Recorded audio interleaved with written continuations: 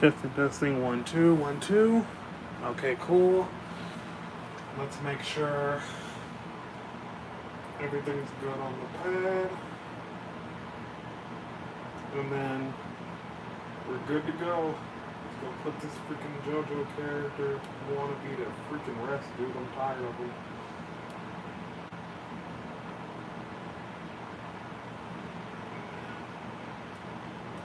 It's a little jarring to have you guys sideways like that, so let me...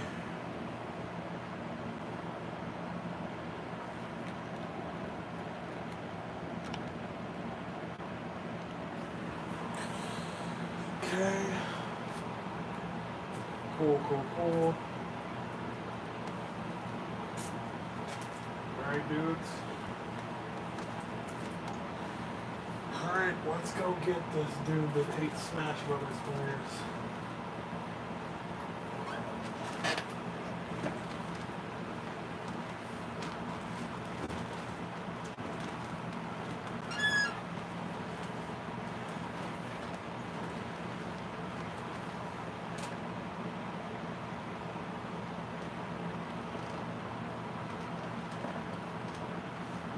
Yeah, I get the gist.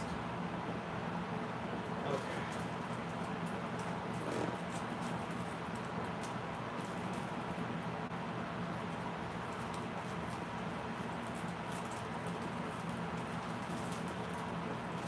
Well.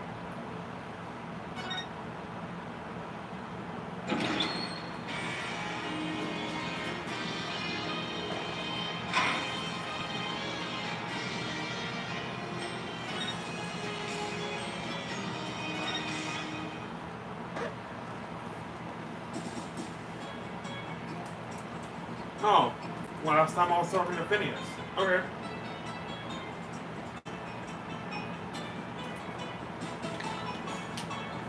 Alright, well, let's make the Tanuki talk.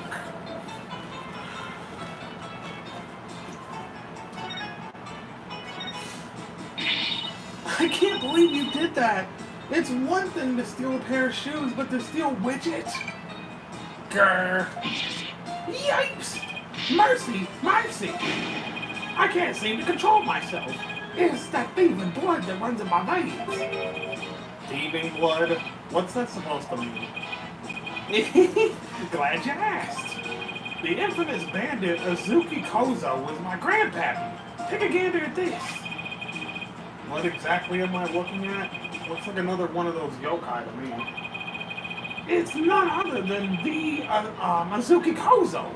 Robbed by the rich to give the poor, he did. And he believed one of those figures at the scene of the crime. What's more, I'm his grandson because he was my grandpappy. Wow, you don't say. Thieves' honor. It's the honest truth. The hell? You come from a freaking family of thieves? The sloshing sound of Azuki beans scrapping together in the dead of the night. It's the magical sound of dirty money getting washed clean for giving out to the poor. I'm Azuki Kozo. Wash your money. Giver out of wealth. Reborn. Forget the money. You should just be washing yourself of this nasty habit. Wait a second.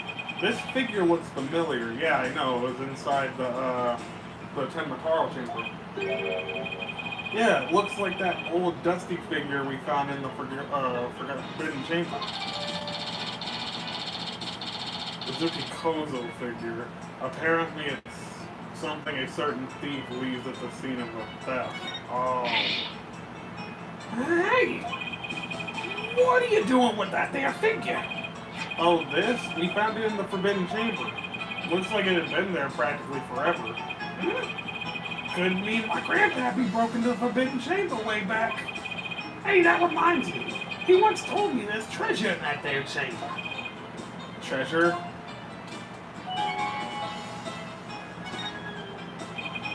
What do you know about the treasure in the Forbidden Chamber? Only that it's the greatest get-rich-quick chance in the universe.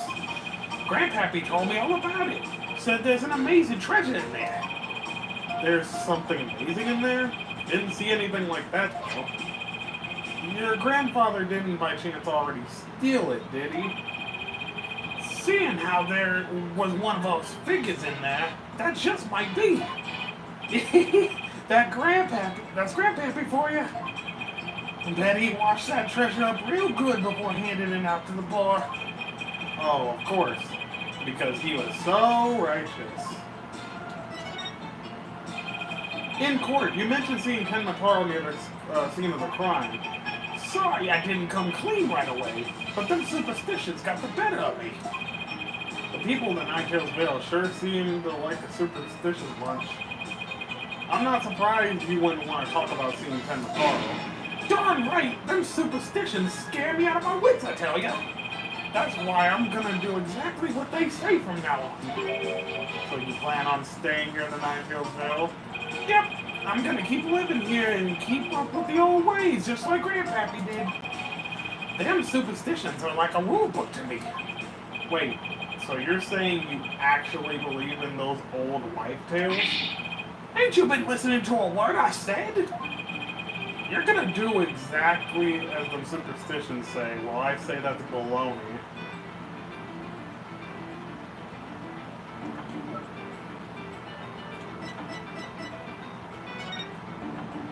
Don't gaze, don't tell others if you saw him. Ignoring it. Wait, so am I saying that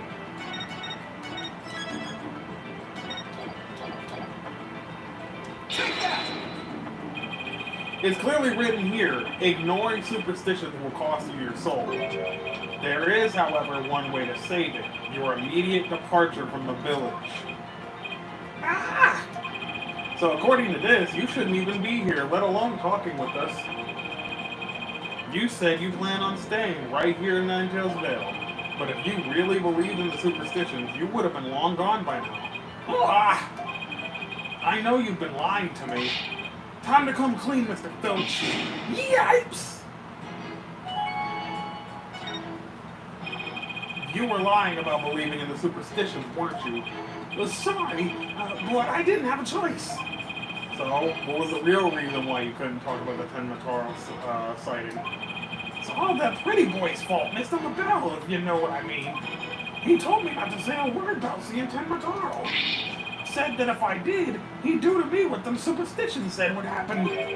So it was Mr. LaBelle who muzzled you? Why would Mr. LaBelle want to scare you into silence? Mr. LaBelle was trying to protect that poor little maid gal. It was on account of that rumor. Oh shit. Kind of that rumor about her being possessed. That rumor again? I guess we really do have to talk to Mayor Tenma about the possession rumor. Ah, hey, watch it! Village superstition stole by Phineas Filch. I'll be taking this back now. Kind of like family to me. You could have just asked instead of stealing it, you know. Was that all we wanted to ask Mr. Filch? Yeah, I think that was it. Let's go see Mr. Ten Mataro one more time. Just thinking about dealing with that yokai again makes me want to say, pass!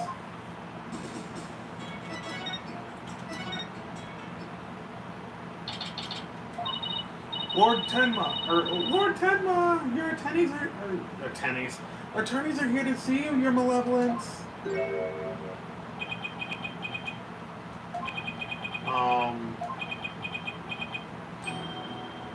Why are you speaking to me like that?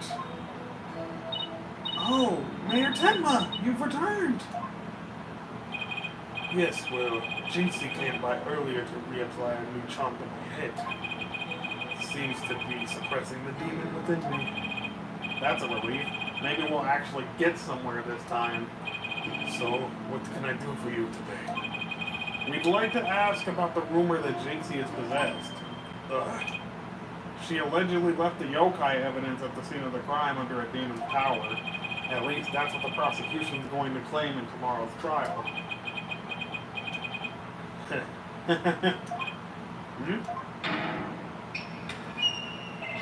Caw! No matches this warning charm for me. Ah, the fucking charm. Tenmataro's back. Those foolish mortals. They'll regret blaming that child for my doings. I blew it. That question brought that yokai back.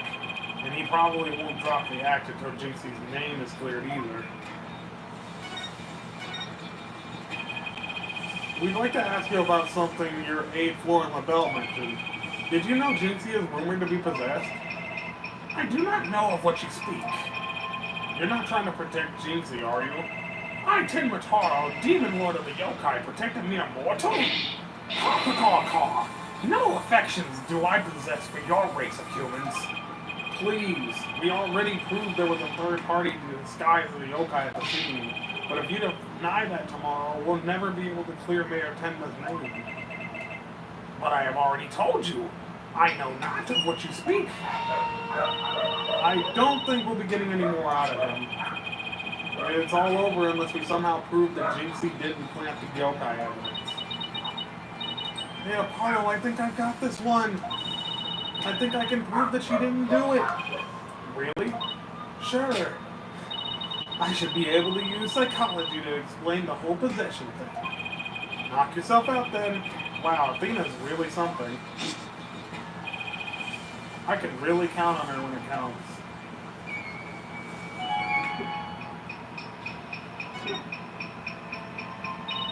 Mayor Tenma, Jinxie isn't possessed. I believe her so-called possession episodes are a form of called somnambulism? Somnambulism? You mean sleepwalking? Yes, I believe she is exhibiting a rare form of this disorder. It's usually brought on by repressed stress. Mr. Mayor, didn't her symptoms start soon after she began her job at the Nine-Tails Vale? When the child visited last, she did speak of dreading yokai and how they rob her of her sleep each night. I knew it! That lack of sleep is causing her to enter an unconscious state. And that means she can't be trying to protect you, at least not on a conscious level. So then the Tenmataro that was spotted at the manor wasn't her. Sleepwalking, huh? That would indeed explain the matter. Look, Tenmataro's spirit! It's left the mayor's body. Can you tell us the truth now, Mayor Tenma? Very well. It's the least I can do for the superb exorcist such as you.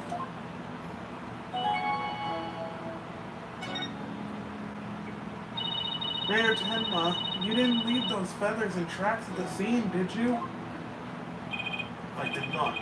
No, neither I nor Jinxie have anything to do with that. That was the killer's doing, no doubt. I knew it. I knew it! You suspect Florence is behind all this? But why? Did he really want Nine-Tails Vale that badly? Can you think of any reason why? Looking back, he did seem fixated on Tenmataro for a spell. Ah, could it be? Perhaps he was attempting to release Tenmataro. That's crazy! Are you saying that yokai is real? Whatever the case, Tenmataro brings nothing but pain and misfortune. It's as the superstition warned. You must not gaze upon him nor free him from his prison. Oh boy, how can people actually believe that? What the fuck, man? Well, at least we know who's behind the whole Tenmataro thing now. Yeah, and I think we need to have another nice long chat with Mr. LaBelle. Your dinner is ready, your malevolence. Ah, an offering for the Demon King. You may place it right there. The kitchen crew poured their heart and soul into making it. Did they now? Souls happen to be a favorite of mine. Just hold the hearts next time. Caw. Yes, your malevolence, I'll remember that. How long is he planning to keep up this yokai charade? Well, we've already talked to Mr. Filch and Mayor Tenma, so why don't we go see Florent LaBelle next, now that we know the truth? he won't be able to claim the Tenmataro with Jinxie or the mayor anymore. But the real question is, how are we going to get him to admit it was him?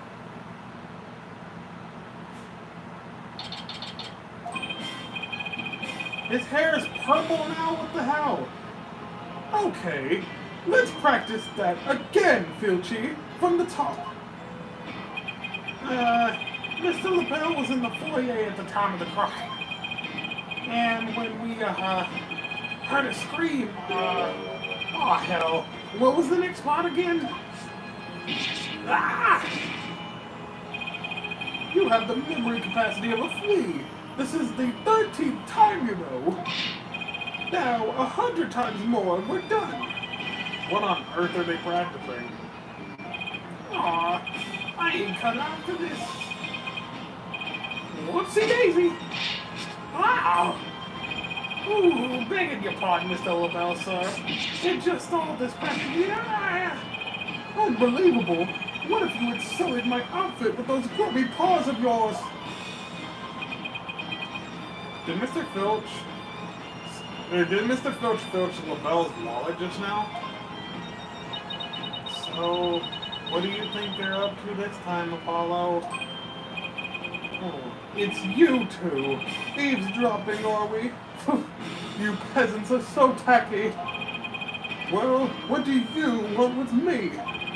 Your confession to being the Tenmataro imposter would be nice right about now. Mr. Filch filled me in on the conversation you two had, and about how you told him not to say a word about seeing Tenmataro.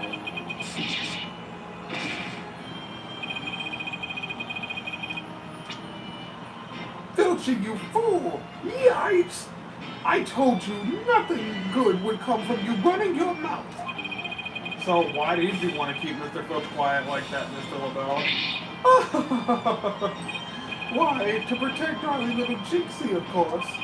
But Jinxie was never really possessed. She was sleepwalking. Being asleep at the time, she couldn't have been consciously trying to protect the mayor. That also means she couldn't have possibly been Tenmataro. Interesting, but where are you going with this?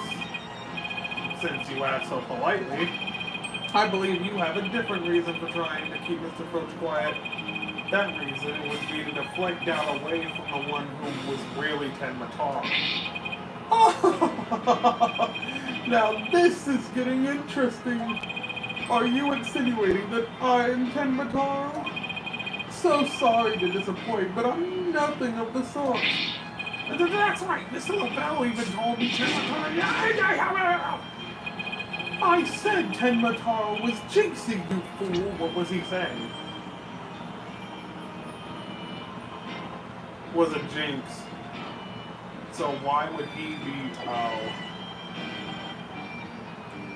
was Jinxie? Honestly, you have the memory capacity of a flea. Practice it 100 times more times. Yipes! So, have you been called to testify tomorrow?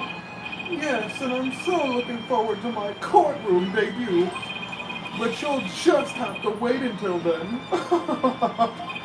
Oh, I'll be waiting with the special piece of evidence I've been saving just for your ass. Filchy, wake up, you lazy bones. Huh? What? Was I sleeping? Aw. It must have been that sweet cologne of yours, Mr. LaBelle. Made me right sleepy, you did.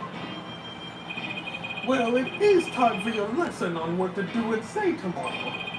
Oh, I'm begging you, not another lesson. I ain't cut out for thinking and remembering stuff like this. Ah! Right up the schnoozle. Keep quiet and do exactly as I say. No! Please!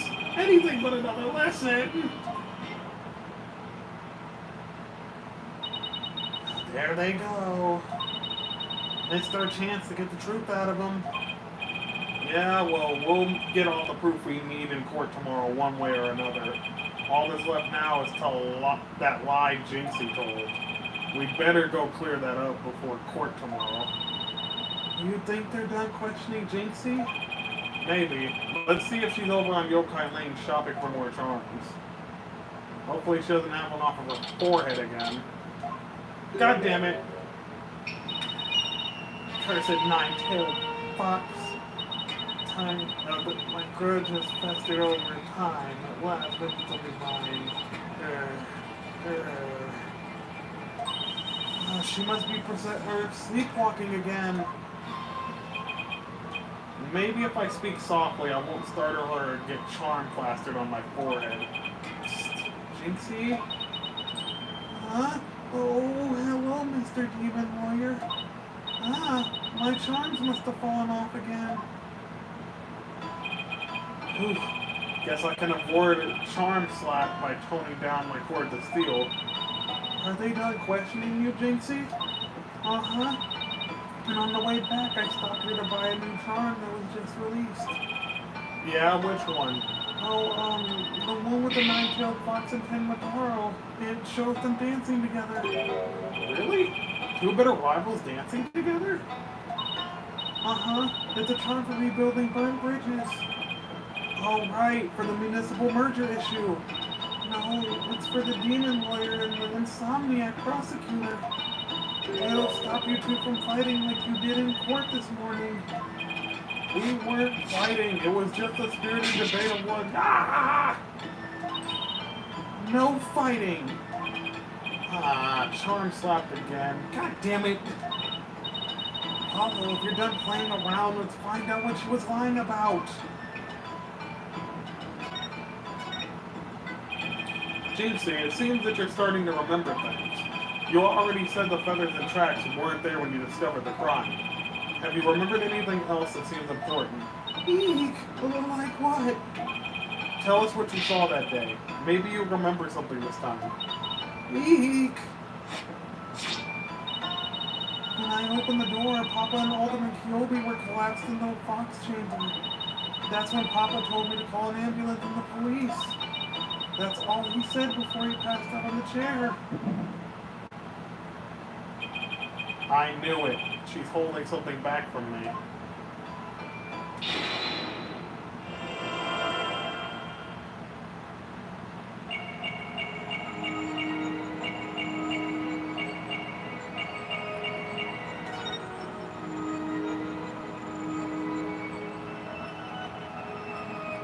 Gotcha! You were very nervous when you said that's all he said, weren't you? I know, because your fingers move as if you're going to slap someone with a charm. Uh-huh. Listen to me, Jinxie. This is very important. You could get in trouble for this. Did Mayor Tenma say anything else to you? It was nothing. He was just talking in his sleep. Talking in his sleep? So you admit he did say something else? How could you tell? Only a demon could have such powers.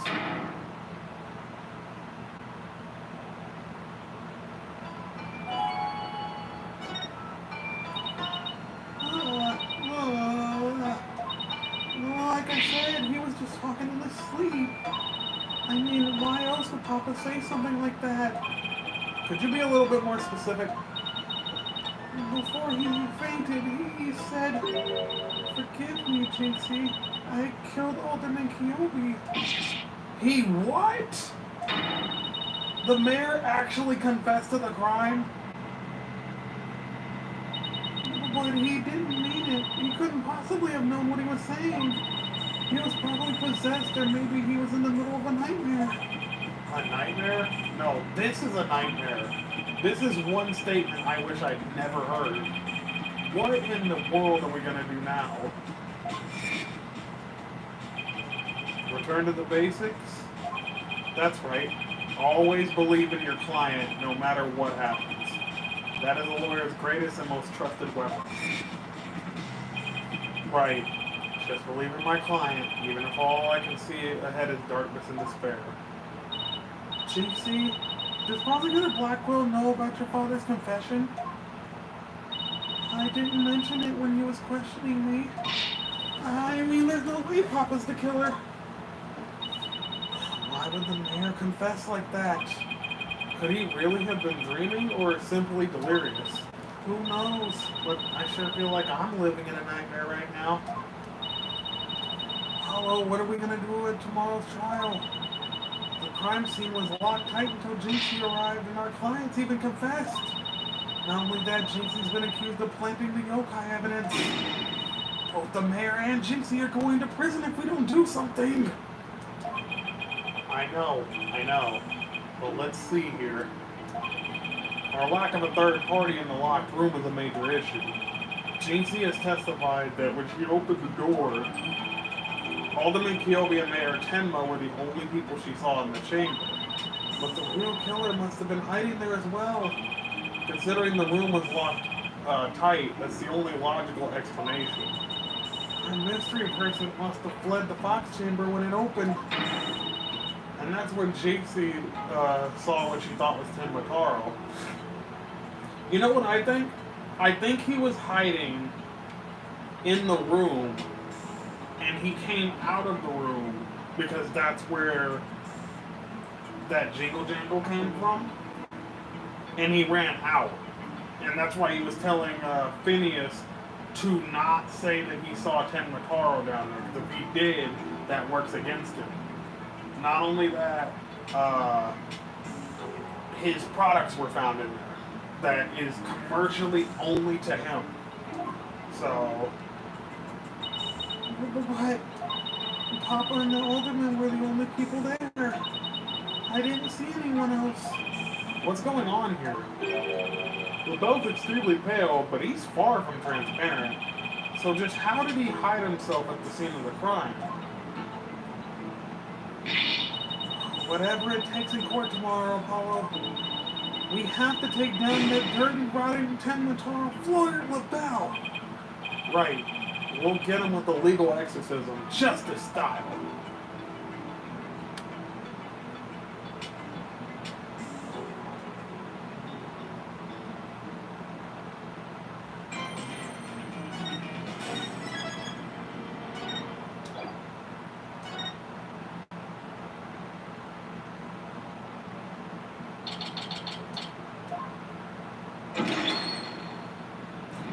Court is now in session. All rise.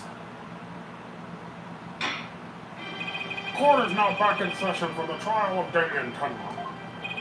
Apollo Justice, defense team leader is ready, Your Honor. Dana Sykes, assistant defender, is ready too, Your Honor. Just I don't know how that's said, it's French.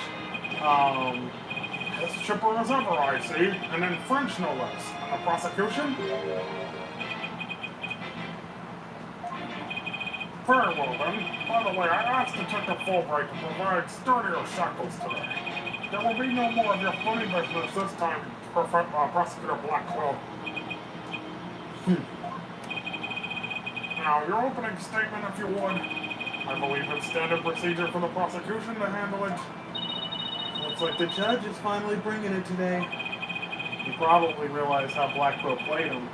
That was one mean game, what Simon says. Yeah, his honor has to fight to defend his honor today. Your boldness. It's plain to see that you've always dreamed of delivering an epic opening statement. I have? I don't know if I'd say that. Why, of course you have.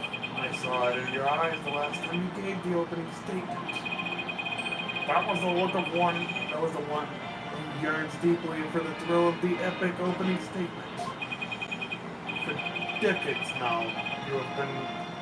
I forgot what his voice was. I think he said silence. So, for decades, you've been watching opening statements from your bench. They were the crown jewels of the court. The one thing you could not possess. Crown jewels of the court? Now, at long last, they are within your grasp. How could you possibly refuse? Oh, so you don't mind if I do it then? I'll make a special exception just as once. Here we go again. Yep, more of Blackwell's mind games. Well, in that case, I think I might go ahead and make the opening statement myself. In yesterday's session, we learned the shocking truth that The victim Alderman Rex Kilby was the Amazing Nine Tails. We also learned that the Amazing Nine Tails was a key figure in the yokai craze and the anti-merger protest. It was further revealed that upon learning Rex Kilby's secret identity, Mayor Denby Tenma murdered him.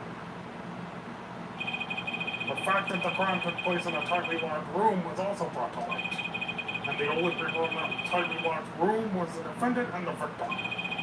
The defense proposed that the existence of a hypothetical third party, but further investigation proved no proof of a third party who escaped the room.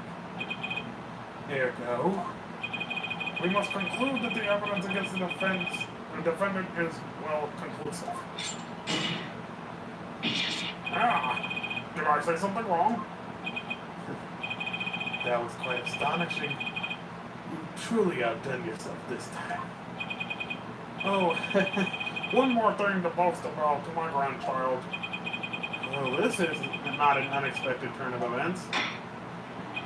Now then, it seems the prosecution has called a new witness to testify. The inexplicable yokai evidence left at the scene of the crime. Well, does that not demand some sort of explanation? The feathers in the tracks, weren't those left by the mayor when he was possessed? That was all but an act to protect his daughter. Oh, yes, of course. I had suspected as much. Wait, did he actually believe the mayor's award-winning performance? His daughter was the one who planted the yokai evidence. There we go.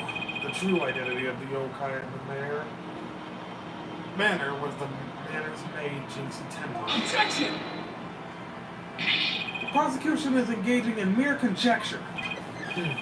Would you care for some witness testimony then? For I am ready to prove that that little scamp is the one behind the Tenma Taro farce. Witness testimony? I'll bet he means filching that creep LaBelle. Very well then. Bailiff, would you bring in the first witness?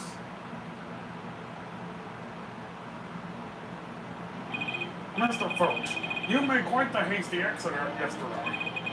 See that it doesn't happen again today. Been known for my hasty retreat since I was a kid.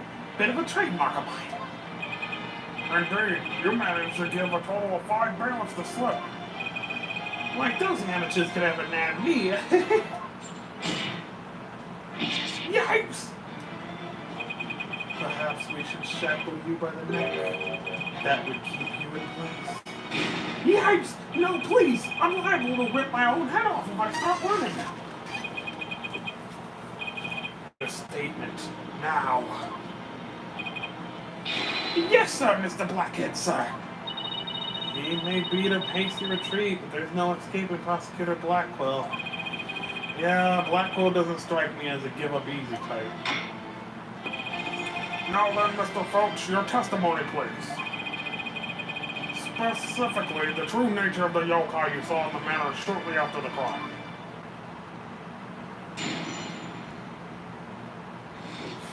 The yokai is Jinxie. Tenma Taro really is that little maid gal. Ain't no doubt about it. I mean, the Tenma Taro I saw was just a little thing about her size. But the little runt had a big old staff. I seen it when she came into the foyer. Betcha she stole it from the Forbidden Chamber after stumbling on the scene of the crime. She was gonna use it to wallow me on account of my fierce reputation. I just know it. So Tenma Taro was short in stature?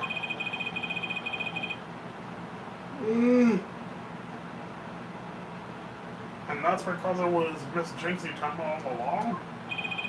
You betcha. Besides, all the rest in the matter were way taller than her. Feigning height is but an easy thing.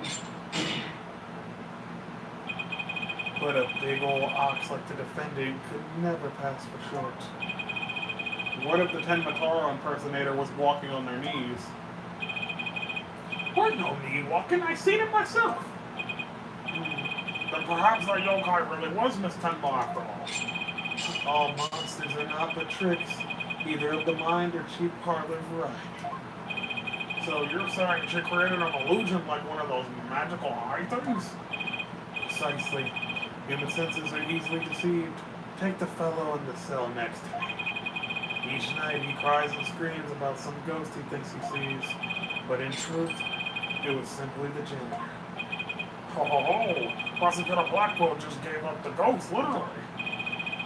Janitor's deathly complexion and all white attire are no doubt partially to blame. And the fact that he constantly mutters about taking vengeance for this and that. That actually sounds like a real ghost to me. The defense may now cross-examine the witness.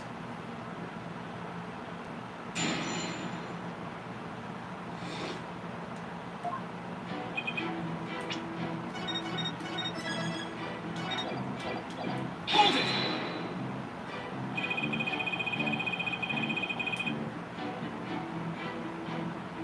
Mr. Filch, you and Mr. LaBelle mentioned something about a practice yesterday.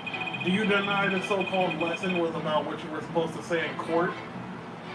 No, you got it all wrong. Then could you tell the court exactly what sort of lesson it was? Oh, it was, what was it again? Yeah, now I remember math. You know, numbers and stuff. He's completely under Blackwell's control, too. Anyway, that Ten Matara was the little maid gal, so what's the difference? I mean, the Ten Matara I saw was just a little thing about her size.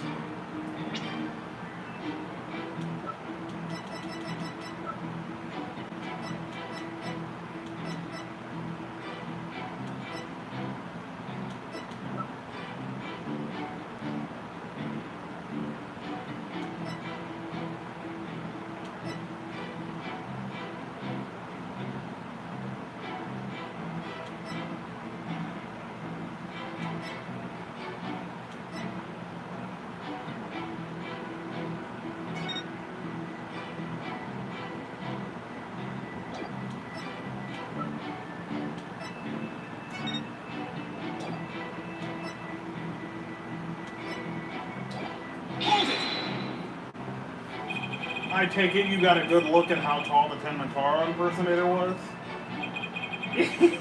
You betcha! I got a habit of sizing people up. I can even give you a primer on how to pull it off. All under the table match. I got a knack for figuring out where people's pockets are and how much money they have. I size them up real good before I relieve them of the... He just admitted to being a pickpocket right here in court.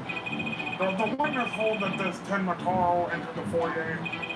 God, right I do. But the little runt had a big old staff. I seen it when she came into the foyer. Hold it! Well, you're not going to brush it all off by claiming the perk was short. Must have hit a raw nerve, because you ain't that tall yourself. Look who's talking, Mr. I've got to stand on a box just to testify. Anyway, Mr. Filch, correct me if I'm wrong, but didn't you say Ten Matara you saw had a staff? Cross my heart, hope to die. I know, because it went a jingle and a jangle. And where do you suppose that staff came from? The staff, you say? Well, betcha she stole it from the Forbidden Chamber after stumbling on the crime scene.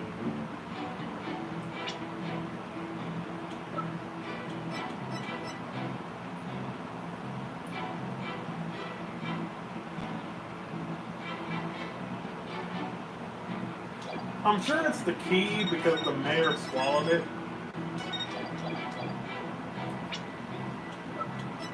Objection! It would seem that Ten Matara was, in fact, not this innocent little girl. Huh? How do you figure that? You claim the Ten Matara you saw had one of those staves from the Forbidden Chamber, but it would have been impossible for Miss Tenma to get a hold of one. Carol, elaborate, Mr. Justice? The mayor swallowed this key shortly after the murder. He wanted to keep the killer out of the Forbidden Chamber. What's this? This key was deep in the mayor's stomach when the mayor Miss Tenma discovered the crime scene. So you see, it would have been impossible for her to get into the Forbidden Chamber. In short, the Tenma Taro seen holding that staff could not have been JC Tenma. Nah! What?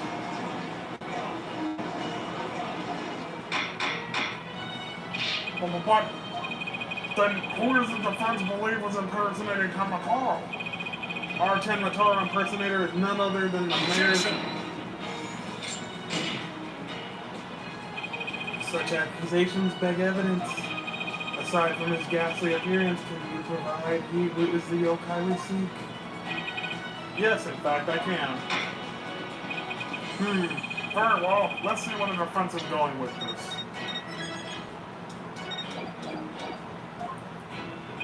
Mr. Justice, show us proof that the true identity of the Tenma Taro impersonator.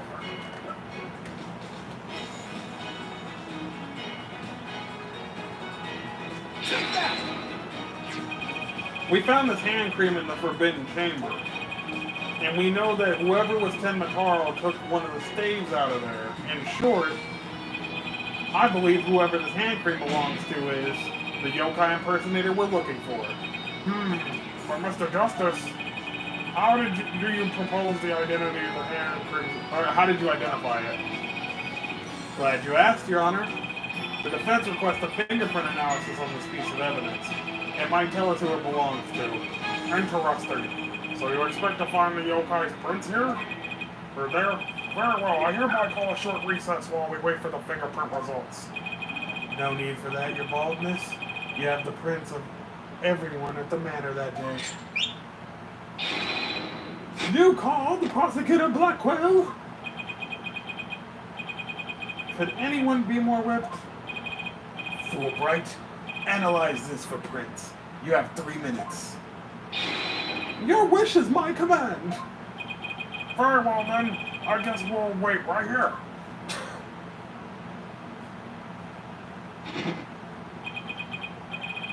It would seem the fingerprint analysis is complete. What do the results show? What in the world? They're Florent LaBelle's prints, aren't they? This is absurd. Prosecutor Blackwell? I'm not gonna like this, am I? Don't tell me. They're Tenma Taro's prints? Fingerprint analysis has revealed that the prints belong to...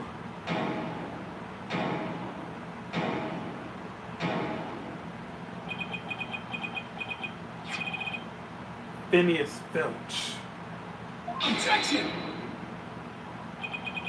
Wait, what? What?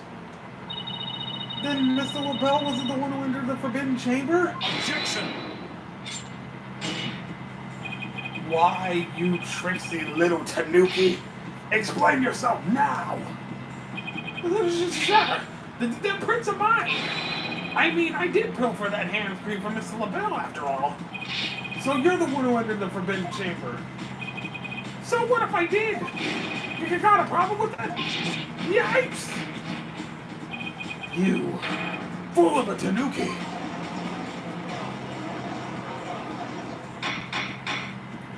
Order! Order! I will have order, damn it! Mr. Justice, care to explain what this could mean? Excellent question. The fact that Mr. Filch was in the Forbidden Chamber... Wait a damn second. Does this mean that the Tenma Taro holding that staff was Phineas? Yikes! Another cat out of the bag! Mr. Filch's Tenma Taro? He said it was short. I don't understand. Does this mean Mr. Filch is the killer?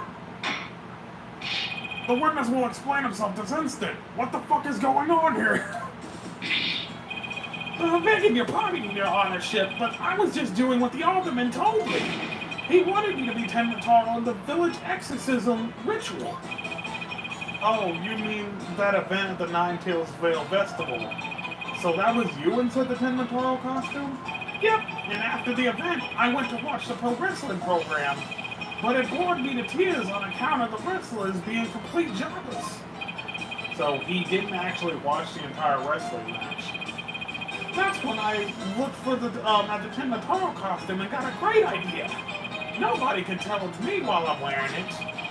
And because of those superstitions, no matter what I do, the village won't say a word. In other words, you use the superstitions to effectively render yourself invisible.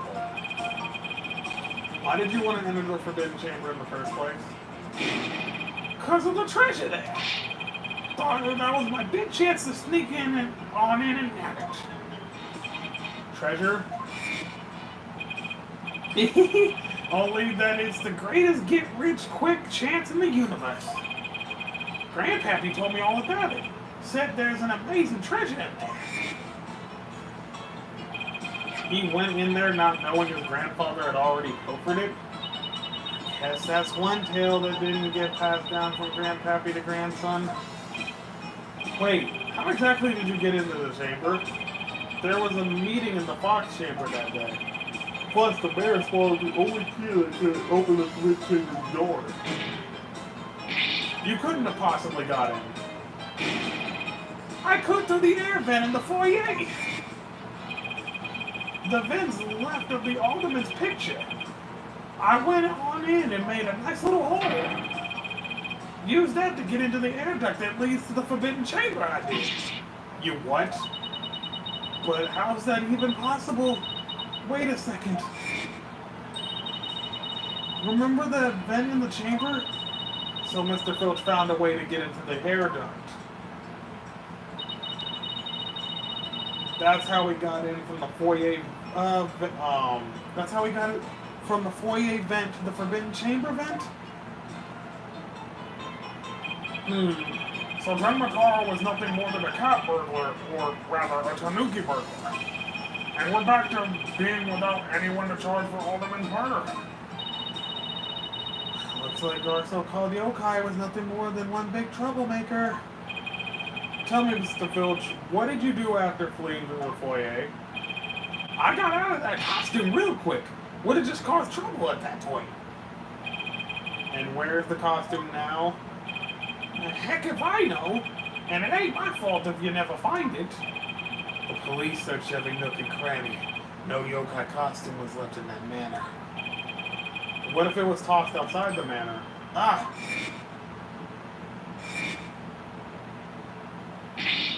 No way! But maybe, just maybe. The defense seems to have hit upon an idea. Well, go on, Mr. Justice. Okay, here's what I think. Mr. Filch, did you get rid of the costume here?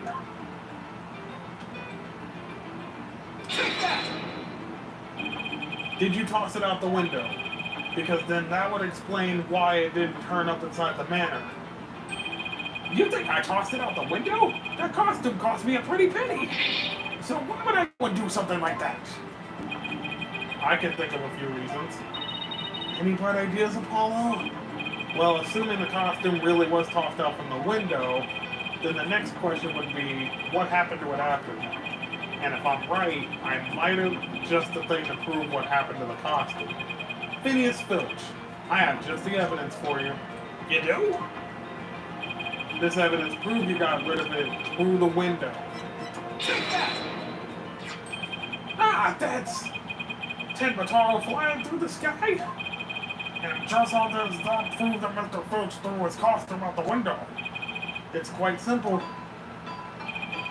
That's not Ten Toro in the photo. It's the costume Mr. Filch threw out. Ah, that's crazy talk. You ain't serious, are you? There's a steep cliff right outside the foyer window, meaning this manor is pretty high up. The costume flew through the air after it was tossed out. That's when the photo was taken. In other words, the photo of Ten Toro really was a flight of fancy. What? Yikes! Oh my! So there really never was a yokai. Aw, I can't keep any of them cats bagged. Can I still file for a claim on the lost costume? This more than proves the defense's position. Jinxie Tenma had nothing to do with staging the yokai sighting. Care to raise any objections, Prosecutor Blackwell? None whatsoever. I'll deal with that Trixie Tanuki after I've dealt with this case. We did it! Good going! Now all we have to do is to make Florent LaBelle take the stand. Objection! Sheathing the sword a bit early, are we not? Nothing has been proven beyond a doubt. Take this tricksy little Tanuki, for instance. How do you suppose he was able to exit the Forbidden Chamber? Probably the same way he got in through the chamber's air vent. And what are the feathers and tracks at the scene of the crime? They would suggest that the Tanuki exited through the chamber door, not the air vent. The Forbidden Chamber doesn't open from the inside. So what you're saying makes no sense. Wait, right? Someone on the outside opened the door for you, isn't that right? Yep, that's right, Mr. Blackjack. The door suddenly sprung up right. Sprung right open? Who was on the other side? Didn't get a good look on account of the sudden glare. Like how the reflection of my head blinds fellow moviegoers and emerging from the dark. That's when I snatched that staff and made my daring escape. And then that little maid gal spotted me as I hightailed it down the hall. That means the Forbidden Chamber wasn't open until after the crime was discovered. But wait, we still don't know who opened it. Maybe there really was a third person in the Fox Chamber. Objection! Well, you little Tanuki, when the Forbidden Chamber opened, did you see the accused passed out there? Nope. Only one there was the alderman, and he was dead as a doornail. If the accused wasn't there, what do you suppose he was up to? Uh-oh. I don't like where this is going. Don't tell me. Plainly, the only one who could have opened the Forbidden Chamber door was the accused Damien Tenma. Damn it! Wait a second! There had to be somebody else besides Mayor Tenma there! Really? And who might that be? Oh, well, that would be... Objection! It seems our feisty little ass has forgotten the most important thing. Evidence. I didn't forget. I was just testing your attention to details. Miss Sykes, you can't prove your point without proof of some sort. It's a proven fact. Sorry. Guess I put my foot in my mouth again. No, Athena, we're definitely onto something here. We are? Think about it. If Filch was stuck inside the Forbidden Chamber, one of his alibis we heard would no longer hold water. The defense would like to call a new witness to the stand, someone who knew Mr. Filch was stuck inside the Forbidden Chamber, and by virtue of knowing this, has an alibi that no longer adds up. Not that insufferable. Very well, the court will now hear what Mr. Justice has to say. Whose alibi no longer holds up? I would say LaBelle. He said he was in the foyer. Why, that's the defendant's aide, Florent LaBelle. Didn't he claim to be in the foyer at the time of the crime? True, but in his alibi, he also claimed Mr. Filch was in the foyer, too. However, as we all know, Mr. Filch was not there with Mr. LaBelle at the time. In short, Mr. LaBelle's alibi has disappeared. Florent LaBelle's alibi was one big lie. Isn't that right, Mr. Filch? I reckon there ain't no keeping that cat in the bag here either. It was all Mr. LaBelle's idea. He told me he'd button his lip about me breaking into the Forbidden Chamber. And in return, he said we'd vouch for each other's alibis. Shame on you, Mr. Filch. Perjury is a serious crime, you know. Shucks. Mercy, your honorship! Mercy! Ah! I also assert that the person who opened the Forbidden Chamber door for Mr. Filch was none other than Florent LaBelle. After all, his alibi has just been proven to be a complete fabrication. I see. We will now take a 20-minute recess, after which time we will see what Mr. LaBelle has to say for himself. Yes, we're finally going to drag that slippery snake onto the stand. In the meantime, the prosecution will question Mr. LaBelle about these new allegations. Hey, what's going on, Faisal? Thanks for joining in. I said anyone who joins, give a like. Thanks for dropping by. I'm like, even if you don't stay here that long, I'm like, a like goes a long way. And if you like what I'm doing, I'm like, hey, sub. I'll see if I can do some more stuff for you. Take some suggestions if you put it in the comments. We did it, Apollo. We finally dragged Mr. LaBelle into court. Yeah. Hey, why the long face? I can't help but feel I'm missing something important. Plus, Prosecutor Blackwell's bound to mount a counterattack. You're really a worrywart, aren't you? It'll be fine. That mystery figure who opened up the chamber for Mr. Filch had to have been Florent LaBelle. I know, but that's not what's bugging me. I wish I could put my finger on it, though.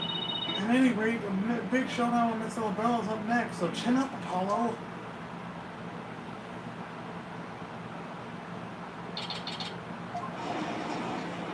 Joker-ass nigga, what the hell, dude? Court is now back in session. Our next witness is... Yes, I'm acting on behalf of the mayor of this very important matter. It seems that the witness is predisposed at the moment. Surely you jest. I will hold you to that promise, remember that. Oh, my deepest apologies. This is Florent LaBelle, personal aide to Mayor Tenmar, should I say, the accused. Ouch. Like the poor mayor hasn't suffered enough. Well, what business do you have with me? I'm a very busy man, so let's make this as brief as possible. You baldness. Ah, right. Mr. Filch's testimony has revealed a hole in your alibi. And for this reason, you are suspected of having some sort of connection with the case at hand. To think I'd be associated with this entirely lurid affair. Well, I'm not. So may I go now? I have very important matters to attend to. Objection! I don't think so, Mr. LaBelle. Do you realize what a serious crime you've committed? Witness, you're being accused of perjury. This is your chance to clear the air. Fine.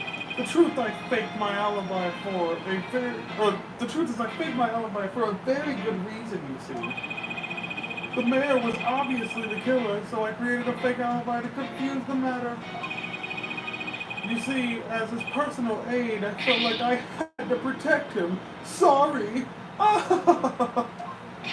You think this is funny? Without your alibi, you're a suspect too, bucko. What were you really doing at the time of the crime? You peasant! How dare you accuse me, one of the most beautiful people? Stop stalling and tell the court what you were really doing at the time of the crime! Silence!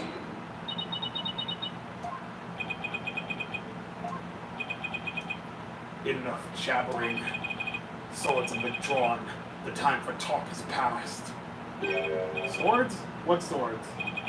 This is a duel to the death. The fate of the accused rests in our hands.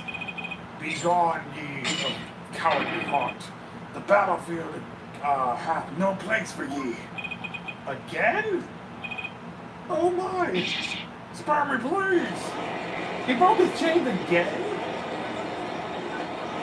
Well, really pissed him off. So much for sturdier shackles. Ah! What the fuck? Those chains had been my vow that heads would roll this day. This keeps giving your, or this gives keeping your head on in court a whole new meaning. Will the witness please deliver the accused's death knell? You know of what I speak of. Most certainly. His goose is already cooked. Time to stick a fork in him. Whatever he has to say can't be good. As I told Prosecutor Blackwell during the recess, I rushed right over to the Fox chamber when I heard little Jinxie scream. What? Then, drumroll please, I saw Mayor Tenma opening the Forbidden Chamber doors. But There you have it. The mystery man who opened the chamber door, as witnessed by one Phineas Filch, was the accused. There was never any third party. oh, and that's not all. I heard something quite startling there at the scene of the crime. Startling sounds bad. The mayor, who was barely conscious, muttered this.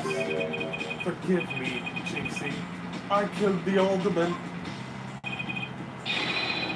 That's right. The mayor actually confessed to the murder right then and there.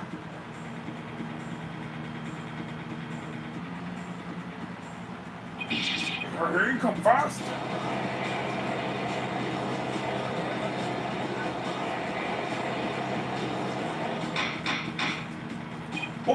Order in the court, I say. This is quite conclusive testimony if it stands. Just so, and quite astonishingly, I might add, I only learned of this fact during the recess. I just love surprises, don't you? That's why I saved the best for last. Consider it a gift from me to you. No way. I can't believe Mr. LaBelle heard the mayor confess. But is this really true? Did Mayor Tenma really confess? It is indeed. During that last recess, I confirmed it with the mayor's daughter. It would seem Mayor Tenma actually did confess. That testimony is quite favorable to the prosecution's... This is the bell. Yes, I called earlier about the party reservations. That's right, and I'll be calling my little shindig Mayor Tenma's Conviction Gala. A splendid time is guaranteed for all but the mayor and his defense. Well, as it seems the witness is a very busy man, let's get right to his testimony. Mr. LaBelle, please tell us what you saw when you came upon the scene of the crime.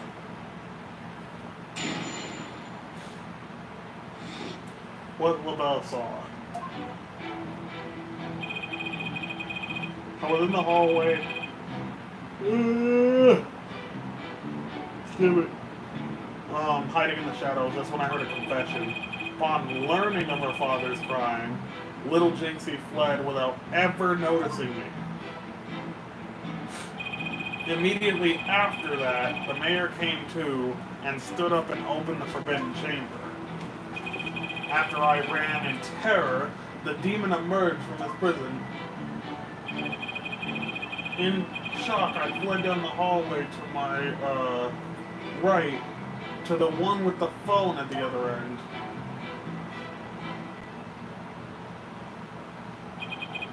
I must say, this is a shocking revelation. Quite unexpected. To think that the defendant actually confessed and there to his crime. Perhaps the guilt was too much to bear, so he confided in his daughter. You do realize you should not have withheld such crucial testimony from the court. Once again, sorry. It's just, I feared being accused if I mentioned coming upon the most unpleasant scene. Why did the mayor's confession have to be brought up by this guy? We better do something about the before the judge declared the mayor guilty. As a death row inmate once told me in years gone by, there is a time to fight and a time to yield, a time to live and a time to die. It's laying it on real thick now. The defense may now cross-examine the witness.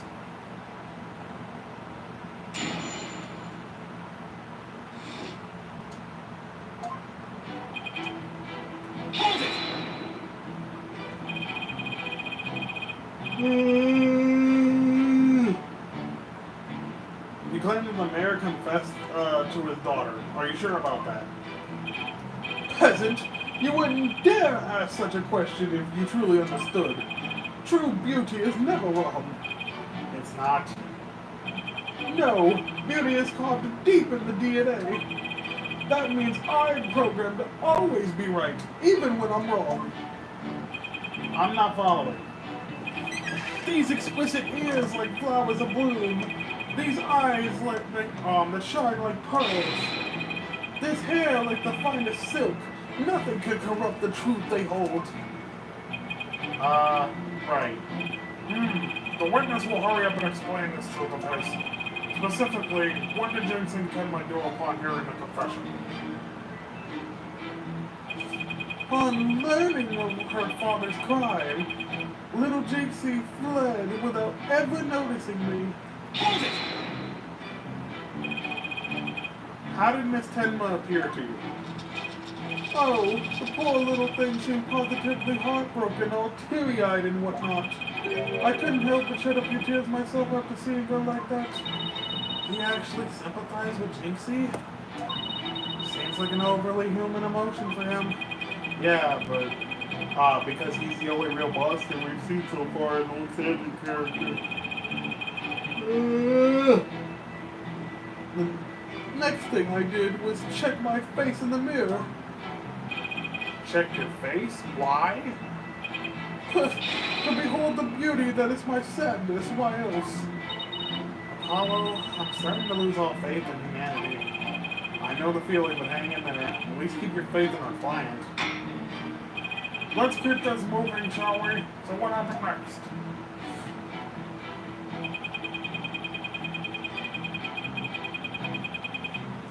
Immediately after that, the mayor came to, stood up, and opened the forbidden chamber. He opened the forbidden chamber? But why would he do that? Who knows?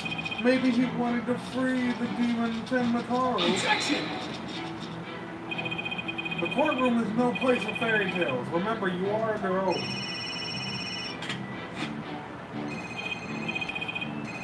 Hello, LaBelle speaking. Yes, I most certainly will explore the matter. Toodles. Now, where were we again? You were going to tell us the real reason why the mayor opened the forbidden chamber. Oh, of course. Yes. Hello, this is LaBelle. Good one, sir. You are an absolute riot. Okay, bye. You were saying? Never mind. This is a waste of time. He's just going to tell more lies. The witness will focus on his testimony. No more phone calls. Now, tell the court what you did after you saw the mayor open the forbidden chamber. Well, after that, as I ran in terror, the demon emerged from his prison.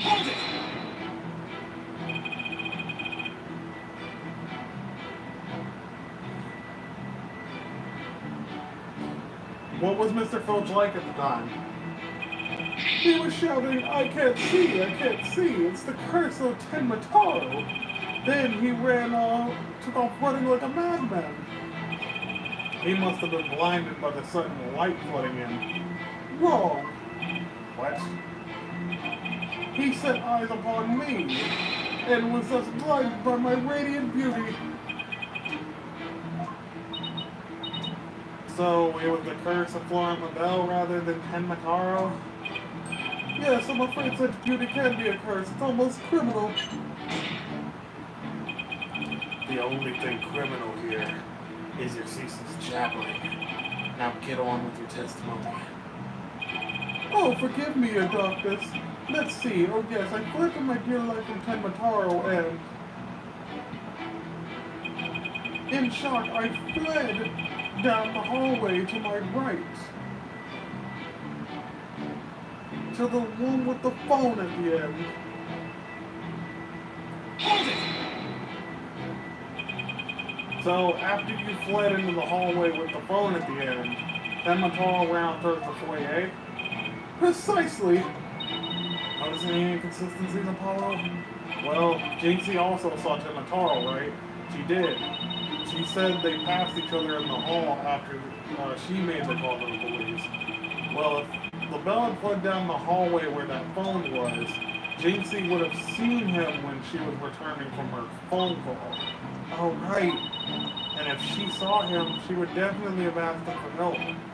Right. It just doesn't make any sense. Time to review the evidence. If we don't find some way to poke a hole in his testimony, Mayor Tenma is as good as guilty. This is bad, very bad. We need to find an inconsistency and mistake, some kind of a conflict. It's all over if we don't find a flaw in the prosecution's plea.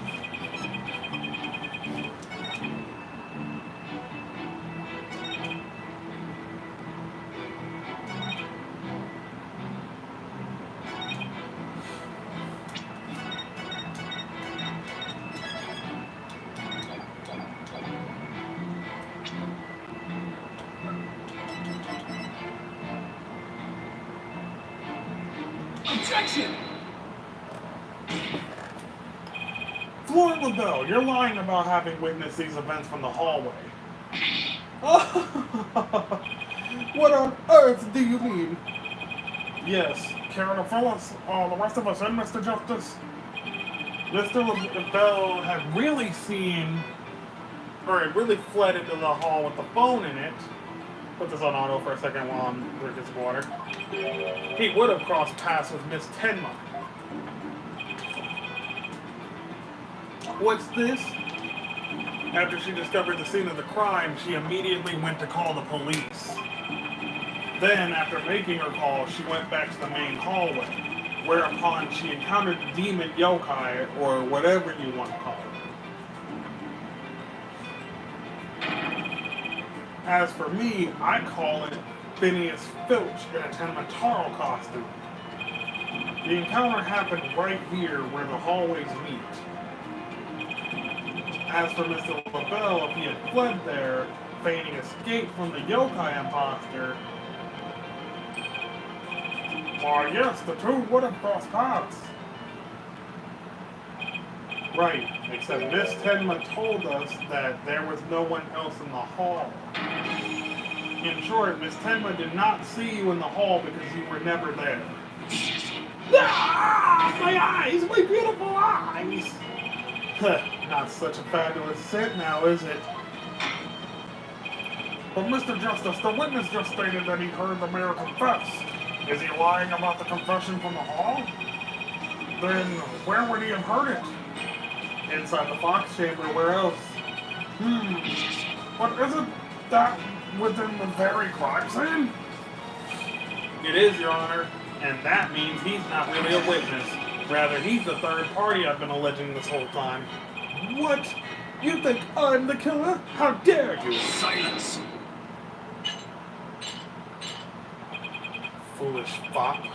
A true man knows when he is beaten. A shield of lies comes to naught before a foe with the sword of truth bared.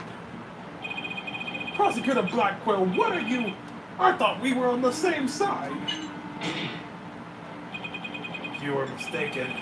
There are no sides here, save for my cold, steely edge of judgment. You are alone upon this battlefield, with naught but your lies and sickly sweet perfume. Whoa, what just happened? Blackquill's really tearing into him. You heard the mayor's confession from inside, did you not, you deviant daddy? For the sole location which you could have seen and heard the mayor in the Tanuki, without either of them noticing you were right there in the Fox chamber. Oh my! So that's how it's going to be? Fine, I'll come clean then. Seriously? You admit to being there in the Fox chamber? I do. I did enter the room after the murder, but I was afraid of being falsely accused, so I lied about it. I feel terrible about lying like that, but it's a verbal cologne I use to protect myself.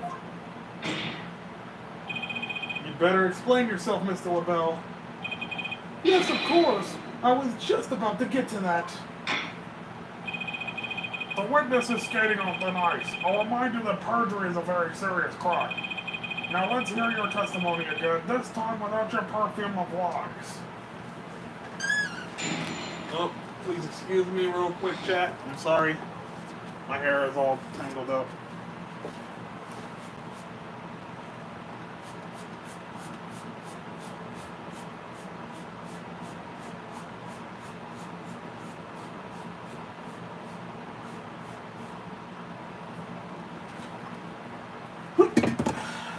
Okay.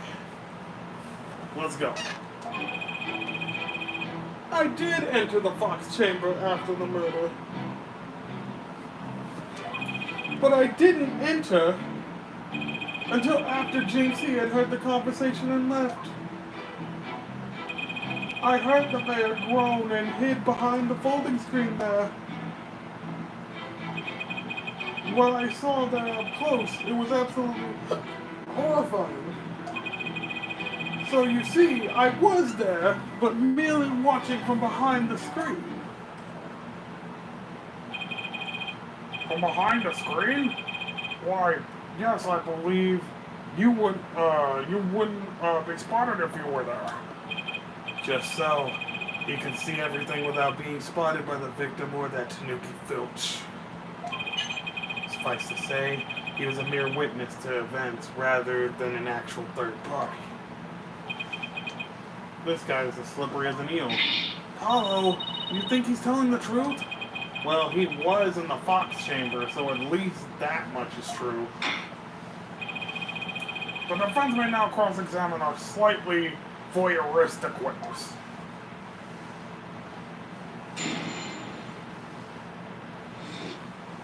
In the Fox chamber. I did enter the Fox chamber after the murder. Why in the world would you enter that grisly crime scene? Why? Because I was worried sick. Mayor Tenma's suit. It what? It was designed personally by me. I was worried my work of art might get blood on it. This man clearly has his priorities in order. Okay, let's get this over with, shall we? Now, where was I? Oh, yes, so I entered the Fox chamber almost without thinking. But I didn't enter until after Jinxie had heard the confession. Why didn't you enter right away? And ruin my designer shoes? Your shoes? Even now, just thinking about blood getting on my fabulous footwear, it sends chills down my spine. That's why I hesitated. That's terrible. A man was dying and another injured, and you're worried about your shoes? Silence! Need I remind you, this is the court of law. We're not teaching morality here. We have schools of etiquette and the like for such trivial pursuits. Now, you listen to me, you deceptive dandy. Get to the point and be quick about it. Yes. Well, I was there in the Fox chamber, but I heard the mayor groan and hid behind the folding screen there. Wait a second.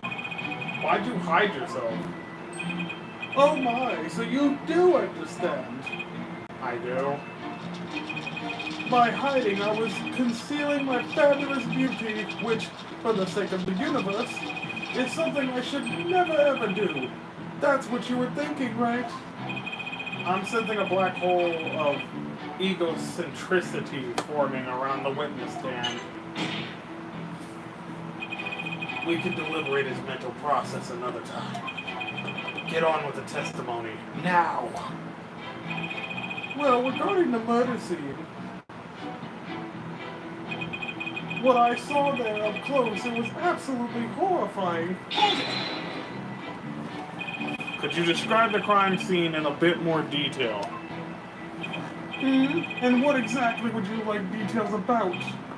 Well, what I'd like to ask you is...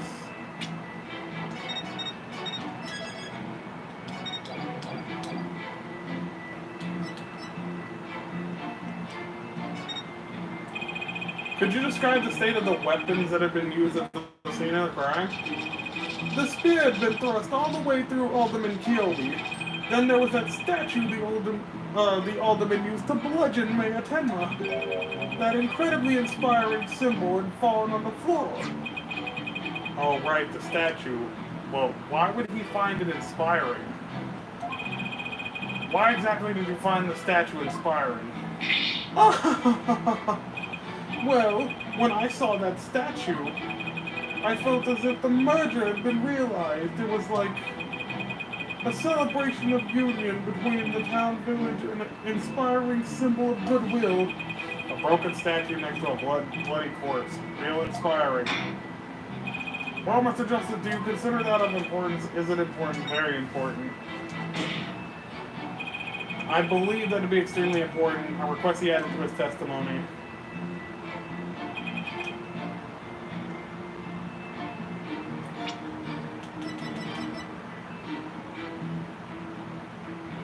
Objection! Dumbass. Your lies have finally betrayed you, Mr. LaBelle. What possibly could you mean? You said the statue was like a celebration of union between the town and village. Isn't that correct? It is indeed, but what of it? The two yokai are joining hands in goodwill, and if they are celebrating the municipal merger. Something the matter? So, how did you really know that the statue was meant to be a symbol of goodwill again? What? Justice Dono, explain yourself and make it quick. This statue was meant to be a symbol, symbolize goodwill in its original form, but that was a secret. A secret? Whatever do you mean? What I mean is that it broke when someone used it to strike Mayor Tenma on the head. What's left clearly makes it look like the two yokai are battling it out. The statue's secret and its true form were lost inside that locked room. For Miss Tenma is the only living soul who could have known what it once looked like. So, Mr. LaBelle, where could you have possibly seen the statue in its original form? Oh shit. Poof! What do you mean, where? The only possible answer is this. You saw the statue in its original form right there in the room where the alderman was murdered before it was broken. How dare you! Mr. Justice, are you accusing the witness of some sort of crime? Yes I am. Florent LaBelle, I accuse you of the murder of Alderman Rex Keobi. Ah!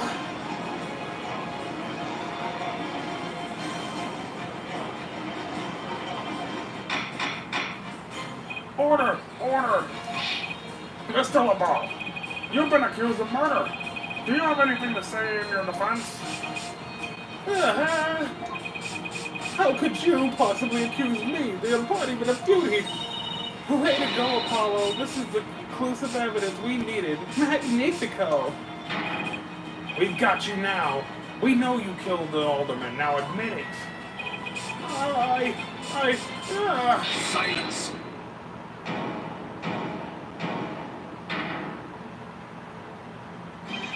Enough of your silly games, Justice Dono. This prancing peacock could not possibly be the killer. What are you talking about? His alibi has already crumbled to dust, and I just proved he was in the Fox chamber while it was still locked. Silence! Why could he have not seen the statue in its true form before the murder? After all, he was close friends with the alderman. Ergo. Yes, that's right. I clearly remember it now. Alderman Keobi told me about it. And what the statue actually looked like. I mean, he was a good friend of mine. Yeah, right. He wouldn't show you a secret gift just like that. Silence! Moreover, it's already been proven that he was not present at the scene of the crime. It has? Forgotten, have we? Recall the little scamp's testimony, if you will. When Jinxie Tenma unlocked the Forbidden Chamber, she saw the Alderman and the Mayor collapse therein, and no one else. Oh, fuck.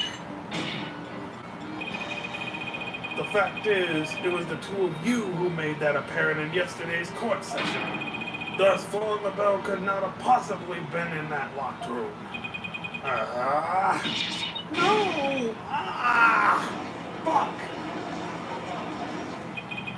I just don't get it. How could Jinxie have not seen LaBelle? The proof is incontrovertible.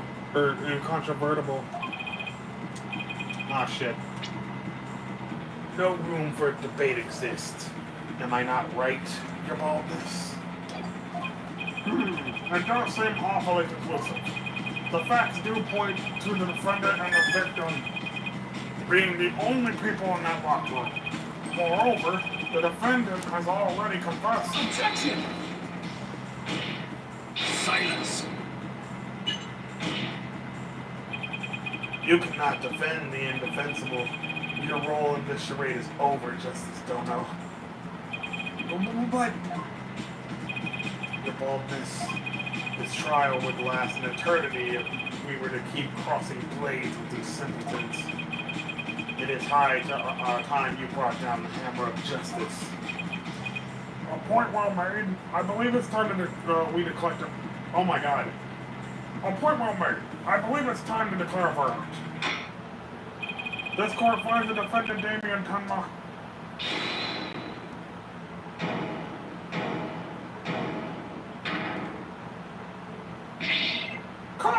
Caw. We seem that my time is at hand.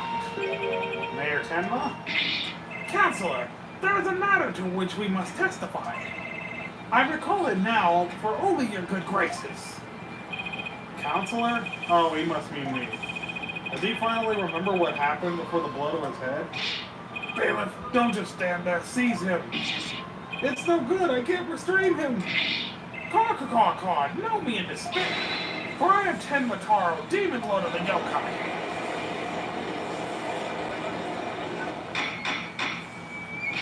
Mr. Justice, do something! Since when am I responsible for court security? Apollo, this is your chance. We might get some new information out of him.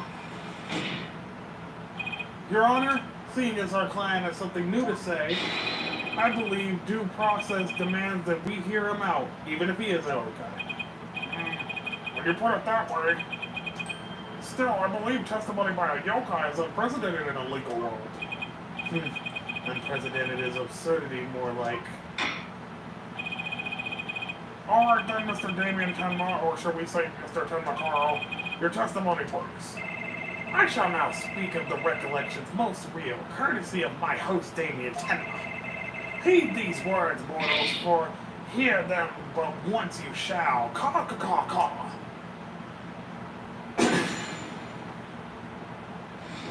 The ruler of demonkind. Barely conscious with Damien Tenma there amid the darkness, suddenly two yokai did appear. On one side, I, Tenma Taro, ruler of demonkind. On the other, my mortal enemy, the nine-tailed fox.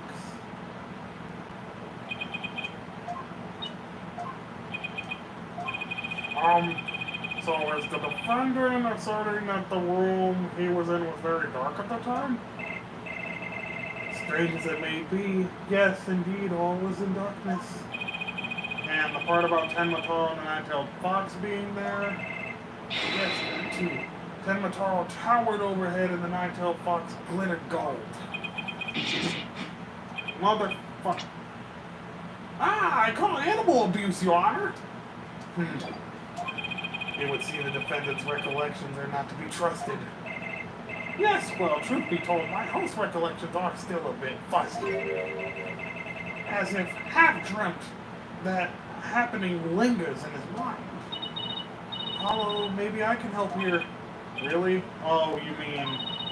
I can hear it, the discord in his heart. I sense an unusual emotion in the mayor's memory of the event. Okay, I just hope our findings don't come back to haunt us. Again. Let's do this, Widget.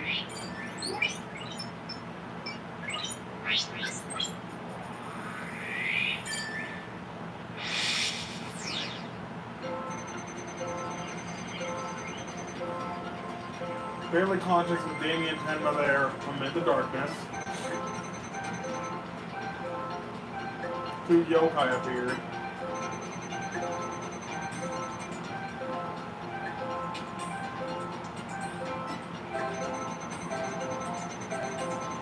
On the other hand, my mortal enemy.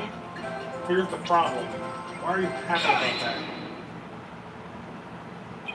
When the nine-tailed fox appeared, you not only experienced shock and sadness, but also something like joy as well? Joy? Perhaps it was joy at the light coming to my eyes at long last. A long and terrible creaking had pierced the silence, and then there was light. On reflection, it was the door that did produce that infernal racket. A creaking door? Oh, you must be talking about the Forbidden Chamber door. It does make a lot of noise. So this means the Forbidden Chamber really was opened. What about the sudden light he described? I think I know. He mentioned darkness and Tenmakaro towering overhead. Maybe the mayor really wasn't in the Fox Chamber at the time of the crime.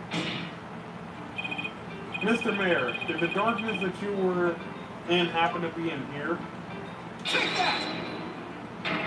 The Forbidden Chamber? Was it not the Fox Chamber where the murder did occur? Yes, but it all makes sense if you were in the Forbidden Chamber. That terrible creaking sound was probably the Forbidden Chamber doors opening. And the towering Tenmataro you saw, most likely the Forbidden Chamber statue. Why, yes! That would explain it! The darkness in the staff and the demon's grasp.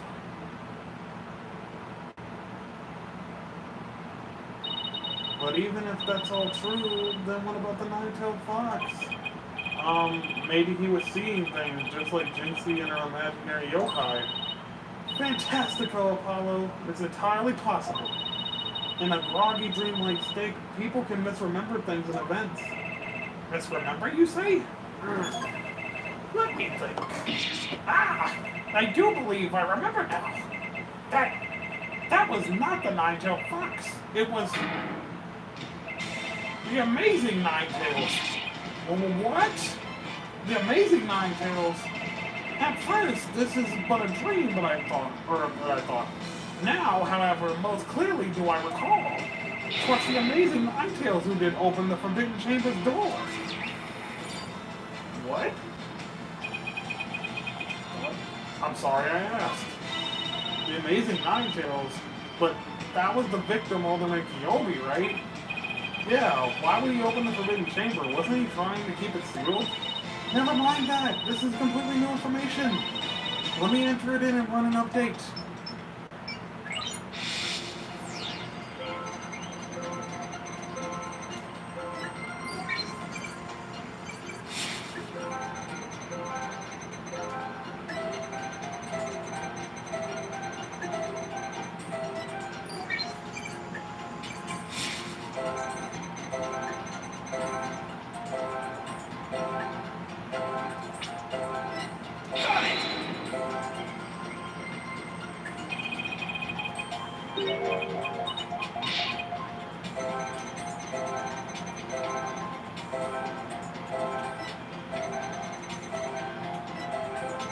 Oh, sadness. Okay, so sadness came back. When the amazing Nine-Tails opened the chamber, banishing the darkness within, you felt joy, but didn't you also feel shock and sadness? Yes, the hazy depths of my mind, I do recall something of that nature. I believe it was the fiend's cape of red. For when I did behold it, a great wave of sadness did inexplicably wash over me. Deep sadness did wash over me. A cape of red? Apollo, we've reduced the noise level. Oh, but there's still a little left. Mayor Tenma, why were you sad when you saw the red cape? Why indeed. What could this mean? I guess his memory's still a little spotty. I know, because his latest recollection contradicts the evidence. Yeah, it's one of those contradictions that slaps you right across the face. something this obvious could arise when someone's trying to force a fuzzy memory into a definitive shape. Apollo, I know what you have to do. You need to present evidence that contradicts the image you see. Oh, so it's basically the same as the usual cross-examination process. Okay, time to review the evidence. Look out, contradiction. Here comes justice! Barely conscious when he was in the chamber. Amid the darkness, a mighty statue of Tenmataro loomed overhead. My problem is, like, did it have that in the chamber?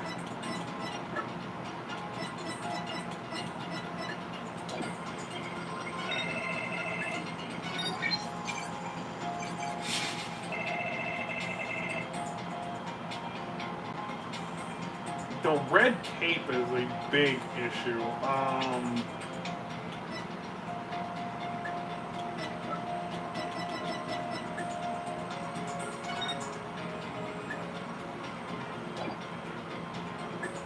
Objection! You said the amazing Ninetales cape was red? Are you sure about that? Yes, well, I do believe it was a red cape I saw, but... Mayor Tenma, does this cape look red to you? Ah, that certainly does not look red. Not even scarlet or crimson either. Nevertheless, upon my liberation, something red did fill my yet hazy field of view. And I thought to myself, the amazing Ninetales is arrayed in a cape of red. So you must take that red something for his cape, huh? Apparently so, and remembering it now brings a great deal of sadness upon me. So the red something probably wasn't a cape after all. Maybe that great sadness he mentioned, maybe that great sadness he was mentioned is what's interfering with his memory. Well, he would have seen the fox chamber behind the nine-tailed fox. What red object could he have seen that would have been that shocking? I know. Could it have been... Mayor, was the red thing that you saw this?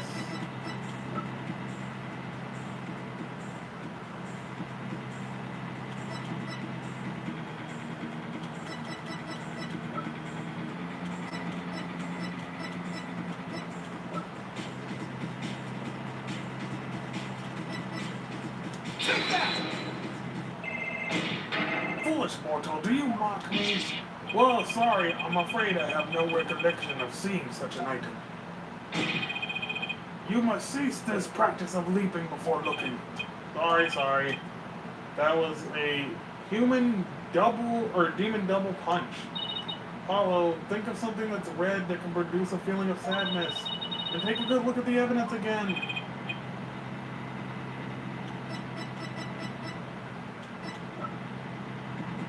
Red that can produce sadness?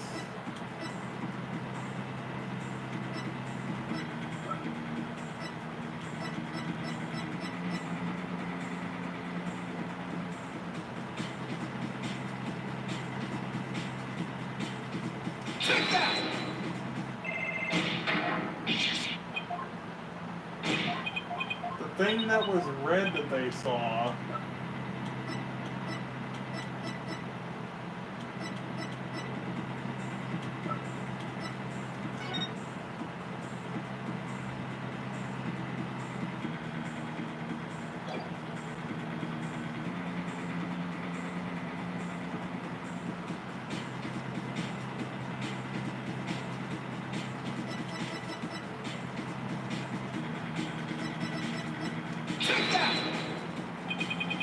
Something red that can produce a deep sadness.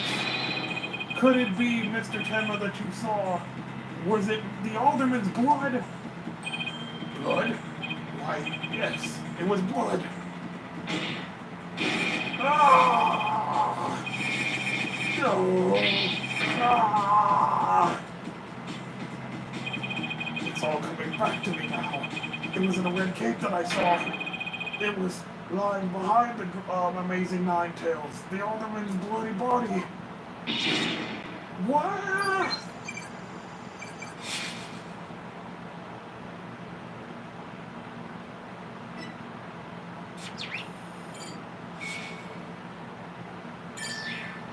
Bye-bye. His noise level is down to 0. I think he's remembered everything now. Does this mean that the Amazing Ninetales killed Alderman Peony? But the Alderman was the Amazing Great Ninetales. How exactly does that work? Hey, I asked you first. Well, Mr. Justice, you sure know how to make a complicated matter even more complicated.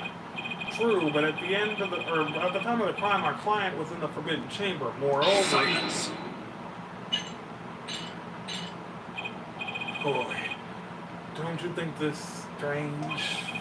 The little scamps already confirmed their father to be in the Fox Chamber, but she said naught about seeing the Amazing Ninetales there. You just had to bring that up, didn't you? Jinxie didn't see Mr. LaBelle there either. It's so weird. Who really was in that room then? Would the defense care to share any theories with the court? Can you explain the inconsistency between the defense testimony and his daughter's?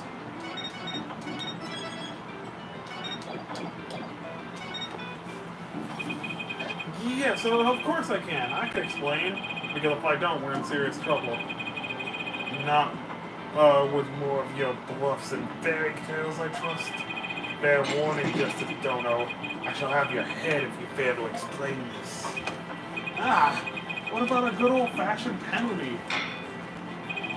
Well, Mr. Justice, let's see if your head is worth keeping on your shoulders. First of all, Mr. LaBelle was definitely in the Fox Chamber while it was locked. We also know that Mayor Tenma was in the Forbidden Chamber based on his testimony. These two facts are crucial to my explanation. So, let us consider the following question. If the facts point to Florent LaBelle and the victim being there at the scene, why did Jinxie see the victim and her father, Mayor Tenma? A very good question indeed. And I suppose you have an answer for us? Sadly, you would be supposing wrong. You don't think she could have mistaken LaBelle for the mayor? Well, if she did, then the question is, why did she do that?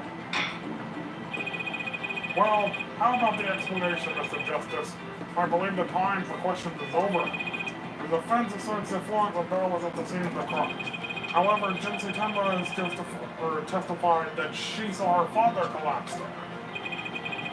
If she has, in fact, misremembered the events, what could have made her doing so?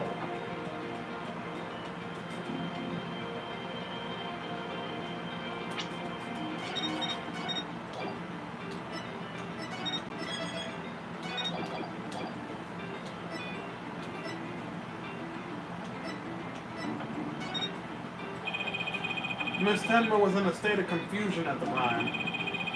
That's how she mistook LaBelle. Nope.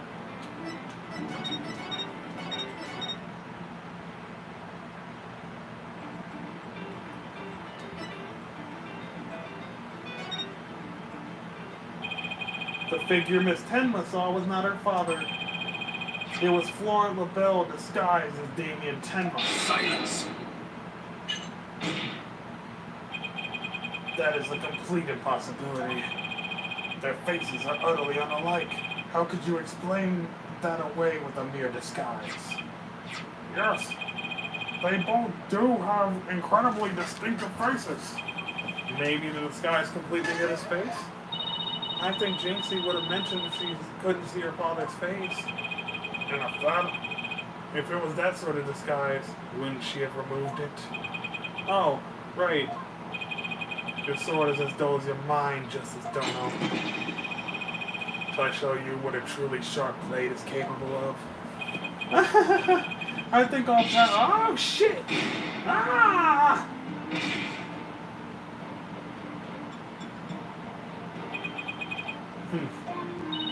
You okay, Apollo? I'm not fine, am I? Well, now we have that little fairy tale out of the way. Your baldness, your verdict, if you would. Mr. Justice, I believe it's time for a verdict if you have no other further arguments. What's even left for me to do? Paulo, remember what Mr. Wright always says? When you're stuck in a tight spot, turn the case upside down. Turn the case upside down? He says that, doesn't he? But I don't quite see how it applies here. Still, never hurts to give it a try, I guess. Let's see. Rather than Jinxie didn't remove the disguise, maybe she couldn't remove it.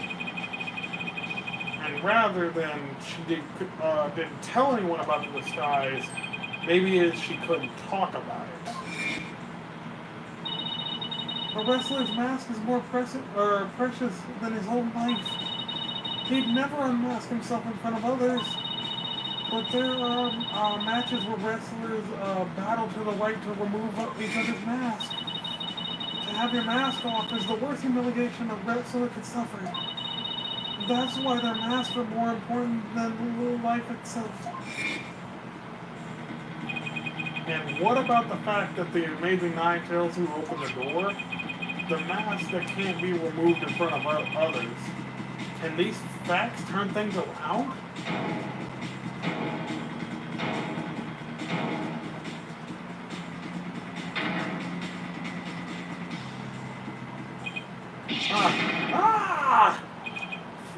We got it all backwards! What the fuck? Apollo? I think we might have made a huge mistake. Your baldness, I see no need to further indulge them in their silly little farce. The defense has no proof.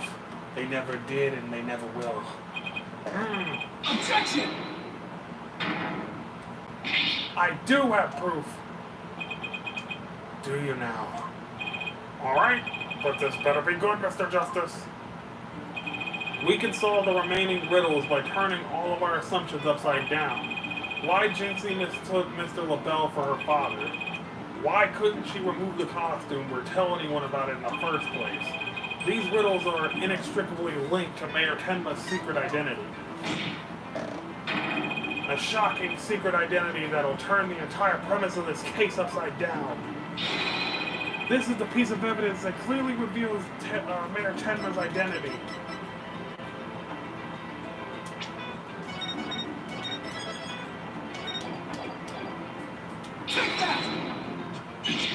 Ah! What absolute claptrap! Poppycock! Balderdash! We thought the Alderman was the Amazing Ninetales and the Mayor was Tenma Taro. That's why we believe the Mayor killed the Alderman in his lust for the Ninetales Veil. Ninetales Veil. And it was the basis for the prosecution's entire case against our client. However, we got the whole thing backwards. Mayor Tenma wasn't Tenma Taro at all. He was the Amazing Ninetales.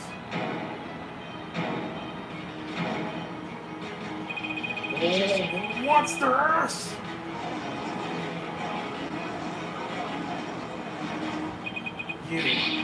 You'd best explain yourself, Justice Dono. And from where you derive such a far-fetched conclusion.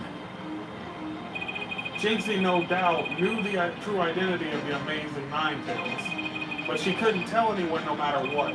That's why she didn't say it was the Amazing Ninetales she saw passed out. Even though, unbeknownst to her, it was really Flora LaBelle in disguise. Silence! The accused and that deceitful dandy are utterly dissimilar in physical build and voice. The little scamp wouldn't have seen the difference. Remember, Mr. LaBella's very own brand of cosmetics. Why couldn't he fake a different build too? And anyone speaking through a mask can naturally sound different. Silence! Why did she not simply pull the mask off? Objection! A masked wrestler's disguise is more precious than life itself. As a huge fan of the Amazing Ninetales, she would never dare unmask him. Fucking wrestling! Damn luchadors! This case of mistaken identity also explains the riddle of the locked room. Then by all means, Mr. Justice, answer it for us already. First, Mr. LaBelle entered the room where the mayor and the alderman were talking. I suspect he brought with him coffee laced with some sort of sedative. Let me reread that, sorry. Mr. LaBelle entered the room where the mayor and the alderman were talking. I suspect he brought them coffee laced with some sort of sedative. Once the alderman was out,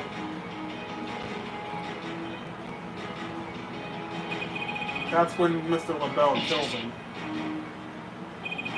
Next, he took the mayor, who had been drugged in the Forbidden Chamber. Then he returned to the Fox Chamber, slipped into the mayor's spare clothes, and completed the disguise by donning the Amazing Nine-Tails mask. With his entire charade in place, Mr. LaBelle then let out a scream. The scream that led Jinxie Tenma to the scene. So then the person who said I killed Alderman Kiyobi.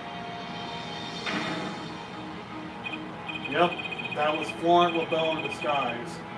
The mayor never actually confessed. Silence! This is no more than guesswork and speculation. Now stop your jabbering and... Objection! No, you twisted samurai. This time, you stop your jabbering and let me finish making my case. Ugh. Once Miss Tenma left the scene, Mr. LaBelle, still wearing the mayor's clothes and mask, opened the Forbidden Chamber. So we could drag the mayor back into the Fox Chamber. So the Amazing Nine-Tails the mayor saw was... Right, it was LaBelle opening the Forbidden Chamber. The second time Mr. LaBelle opened the door to the Forbidden Chamber, he happened to catch the thieving Mr. Filch by surprise. Startled, Mr. Filch in his Timataro disguise ran as fast as he could away from the room. As he did, he left behind him a trail of feathers and tracks, and gave Miss Tenma the scare of her life in the hallway. With no one left to witness the events that had occurred, Mr. LaBelle then proceeded to drag the sleeping mayor back into the Fox Chamber. I see, well, that all certainly does make sense. Then, after dragging the mayor into the Fox Chamber, Mr. LaBelle threw the mask out the window and fled the room. Silence! For this absurd theory to work, it requires that the defendant be the Amazing Nine-Tails. However, he was the one pushing for the municipal merger. That's, such an individual could possibly be the Amazing Nine-Tails' preposterous. The mayor was blackmailed into pursuing the merger.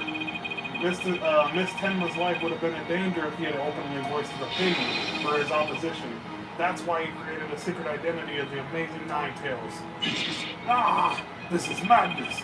No one could possibly hatch such an insane plot. No one except a killer as insane as his plot, and I'd say Florent LaBelle more than qualifies. Foolish mortal, it is at your own peril you forget who I am. Mayor Tenma, it's okay now. Jinxie will be safe as soon as Mr. LaBelle is arrested.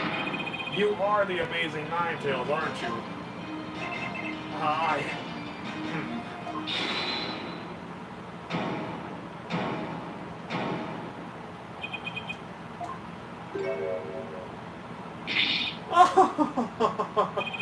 You have quite the active imagination. Mayor Tenma is not the Amazing Nine-Tails. Objection! What do you mean? Well, the mayor admitted to it yet, or has the mayor admitted to it yet? But that's just... And even if he did admit to such nonsense, I would reveal the truth behind Tenma right here and now. What? Why, you would dare reveal the secret? My good friend, the alderman, told me all about it. But it wouldn't be good to expose the truth. What with the superstitions now, would it? The truth behind Tenma, what's he talking about? So, go ahead and say it. Say I am the Amazing Nine-Tails. I dare you. Objection! Wait. Will someone please explain what's going on here? Mayor Tenma would do anything to keep the truth behind Tenmataro a secret. A dark, terrible truth that has been kept secret by the village. Superstitions. And if Mayor admits to being the amazing Ninetales, you'll expose the truth? Right. I won't have him walking free because of some nonsense you made up. So what now, Justice Dono? Without the mayor's admission, your theory is as useless as you are in battle. I'll show you who's useless. Apollo! Don't you dare give up now! Shit. I know. Your Honor, I believe Mr. LaBelle's statements warrant a thorough cross-examination. After all, the true identity of the Amazing Ninetales is the cornerstone of this case. You do have a point there. Please answer this court, Mr. LaBelle. Is the defendant the Amazing Ninetales or not?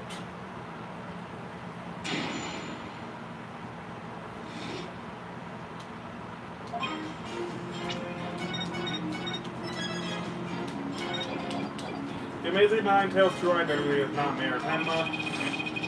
The mayor would never admit to such utter nonsense.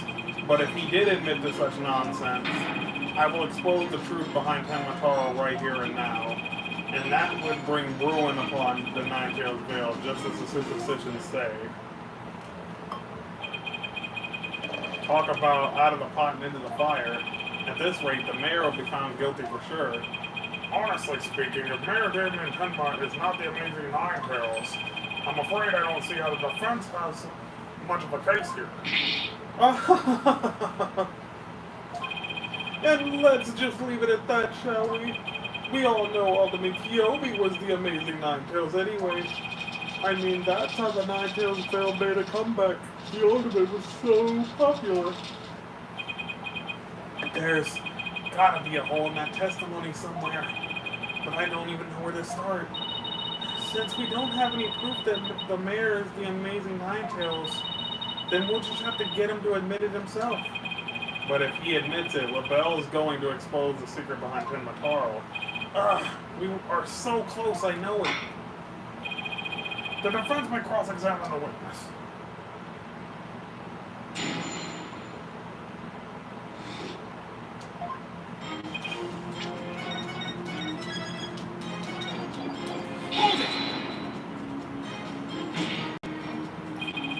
This whole case only makes sense if the mayor is the Amazing Ninetales. I know you use this mask to create this illusion of a locked-room murder. Silence!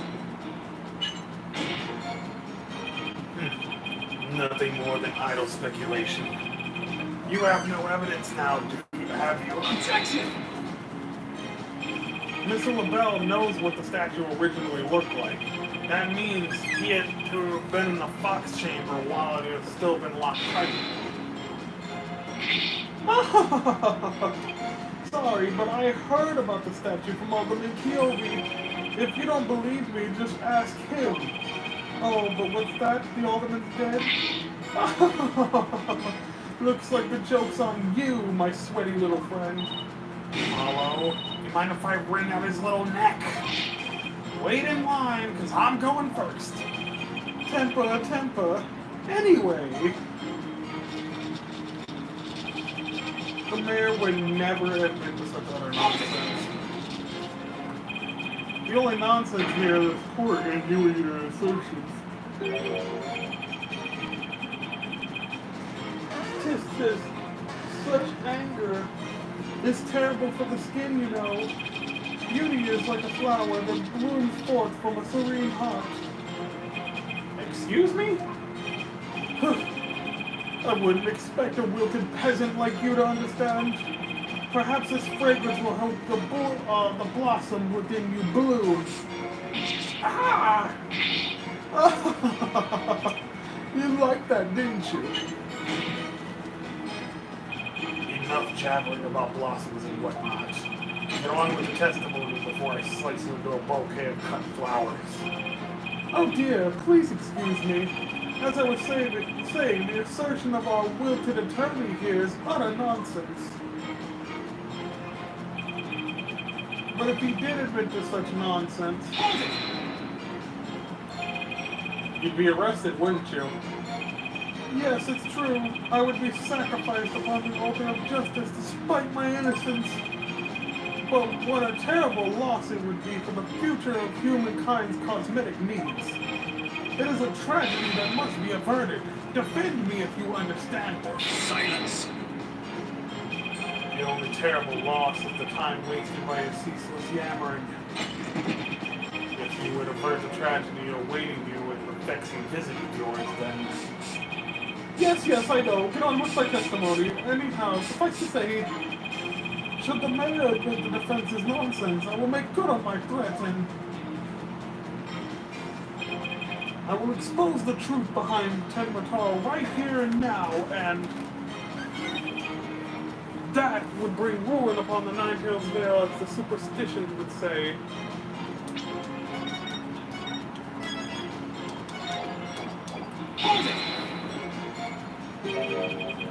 Do not gaze upon Tenmataro. Do not tell others if you see him. Isn't that what the superstitions say? Exactly! Telling others what Tenmataro looks like would reveal the truth. That's why the superstitions were written down in the first place. And ruin coming to the village if you free him? Is that a warning to not expose the truth? Bingo! And that truth is, Tenmataro is a great, inspiring fortune. That's what the whole battle over Nine-Tails Vale is all about. Tenmataro is a great fortune? Come to think of it. Only that is, it's the greatest get-rich-quick chance in the universe. Grandpappy told me all about it. He said there's an amazing treasure in there. Could Tenmataro actually be...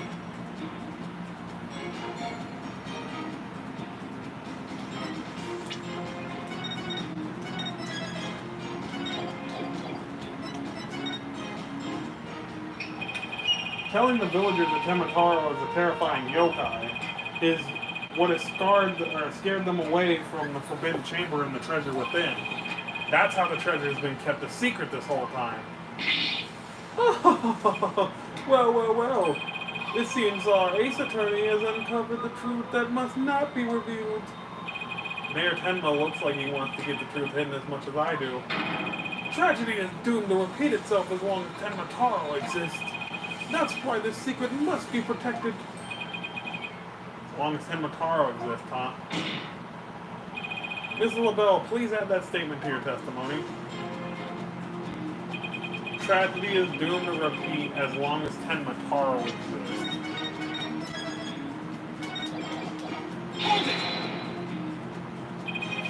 In other words, tragedy wouldn't occur at all if there were no Tenmataro. I suppose so, but that's wishful. Motherfucker. This is LaBelle. Yes, You don't say. As long as Tenmataro exists, huh? They're supposed to admit his secret identity. How is he supposed to admit his secret identity now? Well, we'll just have to find a way to make him say it, or our entire case is unraveled. There must be a hole in his testimony somewhere, the last thing he said.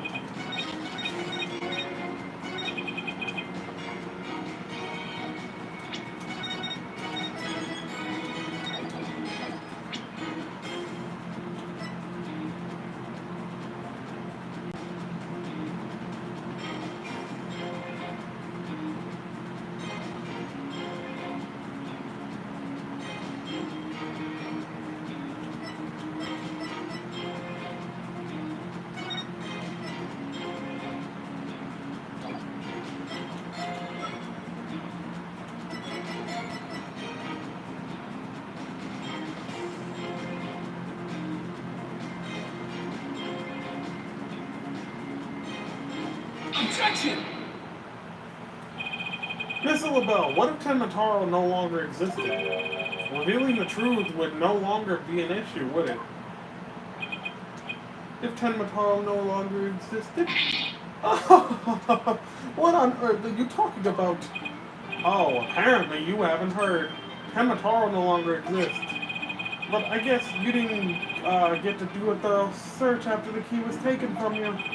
Because when we searched the Forbidden Chamber, there wasn't any treasure there. Really? Well, maybe you weren't looking in the right place. Sorry, but I have proof that Tenmataro no longer exists. Take a look at this figure. What do we have here? It looks like some sort of creature. We found this in the Forbidden Chamber. It's an Azuki Kozo figure. The great thief Azuki Kozo used to leave them at the scene of his crimes. Are you suggesting that Tenmataro has been stolen? Yep, Phineas Filch's grandfather, a master thief, was the culprit. And by that hideous, moronic caretaker's grandfather, no less. You know, my beautiful golden Tenmataro was... The greed inspired by Tenmataro can no longer bring ruin upon the Nine-Tails Vale. Isn't that right, Mayor Tenma? The root of tragedy would indeed seem to be gone. In fact, I now recall that the alderman revealing the secret to me on the day of our meeting. Oh, it's, Tenmataro talking. He must have been speaking of Tenmataro. For he said to me the gold ingot was gone. The gold ingot? You mean the treasure that, is Tenmataro's true form? Recall, if you will, the scroll in the Forbidden Chamber. Tenmataro is the yellow oddly showing a giant gold ingot that my nomadic ancestors bestowed upon the Nine-Tails Vale. Oh. In return for that gold, my ancestors did receive from the Nine-Tails Vale Land that would become Tenmatown, but drive the villagers mad with greed did that great fortune. Bitter was their greed-filled battle. It was as if they were possessed. My ancestors' gold became a curse upon their village, a curse of ruin. Thus, it was that the yokai Tenmataro came to be. So Tenmataro and the village superstitions were merely fairy tales to scare people away? Fairy tale or not, Tenmataro made quite the mess of things. Yes, indeed, for there is no greater monster than a mortal man's lust for gold. Well, you know what they say, the love for money is the root of all evil. My ancestors did bring a terrible thing here to the Nine-Tails Vale, a thing so terrible that Tenmataro, a monster just as terrible, had to be created to keep it a secret. Yet, we have naught but love for the village to which we owe our very existence. Tenmatown would never seek to take over Nine-Tails Vale in a merger. Oh my, that was quite a shocking lesson in history. Mr. Mayor, now that we know that Tenmataro no longer exists, are you ready to admit your secret? You are the amazing Nine-Tails, aren't you? No! Don't do it! Please, no!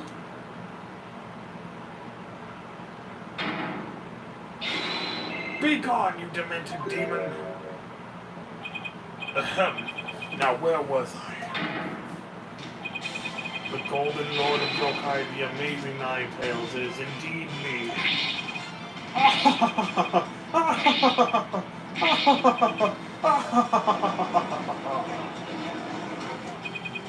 And that means, Jinxie?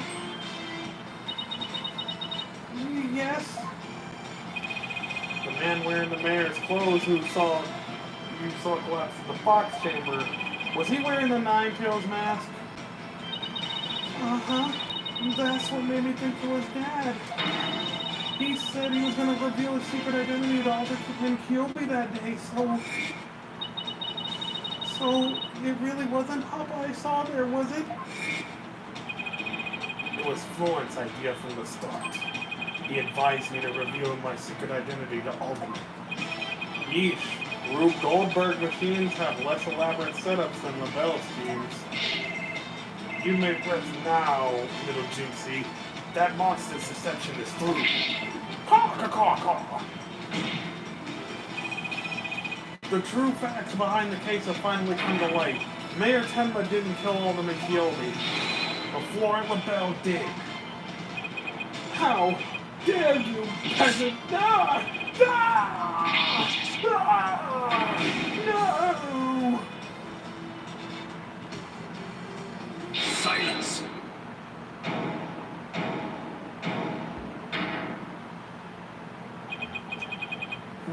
Justice Dono.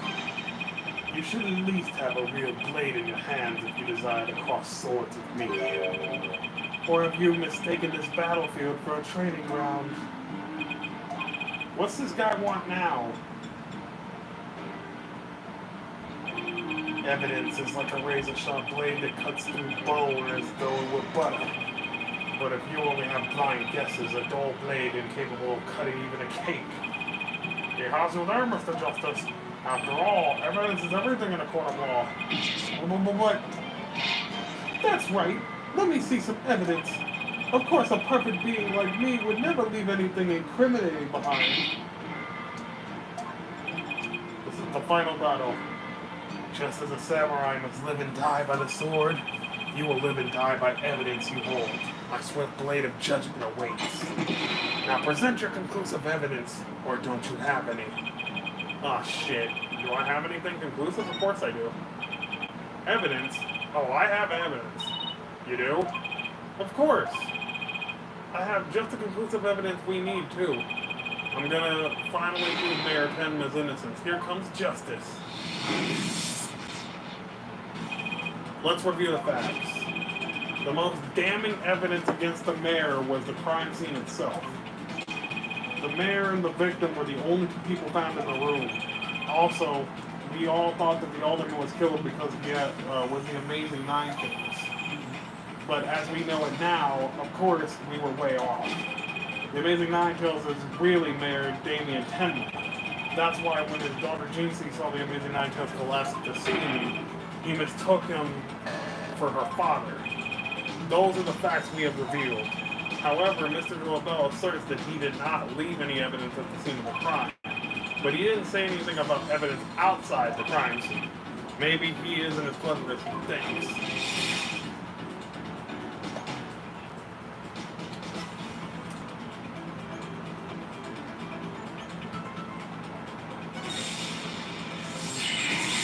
A clue inside the mask. Oh, I know. The Amazing Nine-Tails mask. It was washed up along the shore. White hair. And what about the hair left in the mask? Who does it belong to? Florence.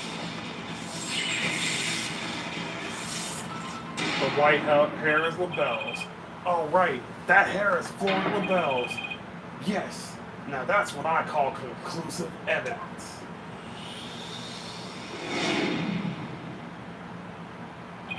Well, Mr. Justice, do you have any conclusive evidence to present to this court? Of course I do. Observe this mask, if you will. That mask? How is that conclusive evidence? It's not the mask itself, but the white hair inside of it. We originally thought it belonged to Alderman Rex Kyobi. Yes, but the Amazing Nine-Tails, as we know it now, is Damien Tenma, so that's correct. So the question is, whose hair could this be? And the answer to that is the last person to have worn the mask before it was discarded. That would be you, Mr. Florent LaBelle. What are you talking about? I never had hideous white hair like that. Silence! It would appear your coup de grace failed to hit its mark. This freakish fop is not the white-haired type, because he's busy being one ludicrously garnished color or another. Objection! Oh no, your prosecutor Blackbow. It's you who has made a fatal error. What? Remember where this mask was found? It was washed up by the side of the river. With that in mind, this last piece of evidence will solve all the remaining riddles. Take that! Ah! Look at the nets! What is that? This is Mr. LaBelle's own private hair color. It washes out with water. The court will now recall that the amazing Ninetales mask was washed up alongside the village river with white hair in it. What's this? Are you saying that Screaming Peacock's hair color is... Exactly what I'm saying. Mr. LaBelle's hair color is a freaky work of fiction. But thanks to the river flowing through the Ninetales Vale, we now have real-life expose. Ah! The white hair in the mask is conclusive evidence proving you're the real killer. A DNA test is all we need to prove it, and we both know we'll get a match. Admit it, Flora LaBelle. You were the one who killed Alderman Rex Keobi.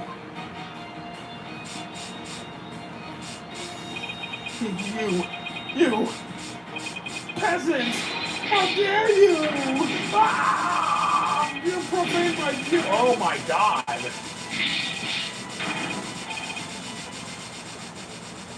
Holy shit!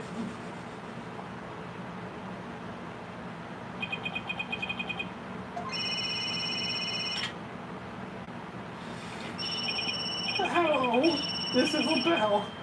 What? The project is off? This is LaBelle. The boxes have been pulled out? LaBelle speaking. I'm fired? You mean I'm no longer Mayor Tenma's aide? Hello, this is LaBelle. What? There's a stratospheric damages claim against me. $100 million!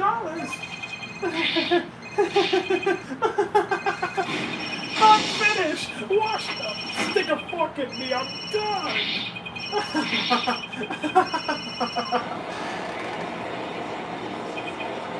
This is preposterous. I, son of Black Will, defeated. Order! Order! Order in the court!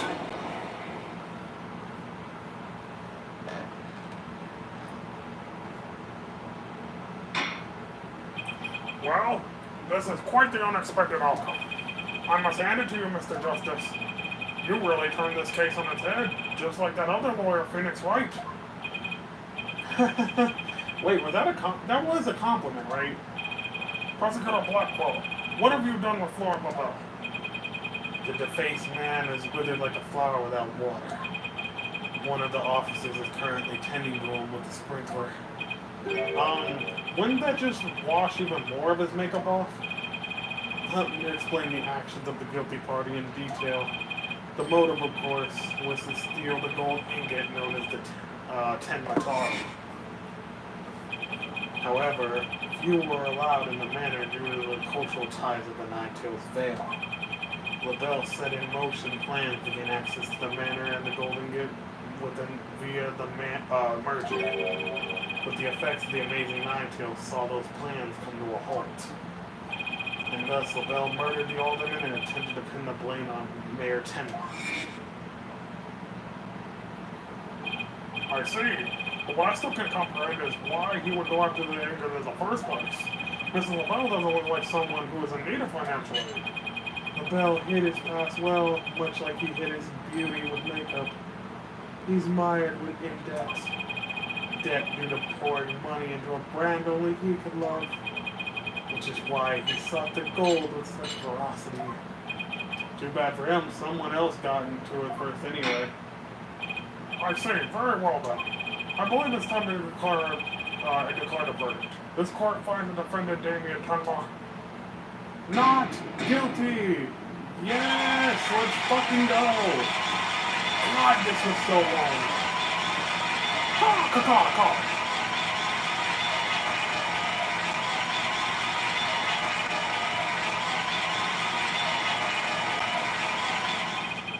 Court is adjourned.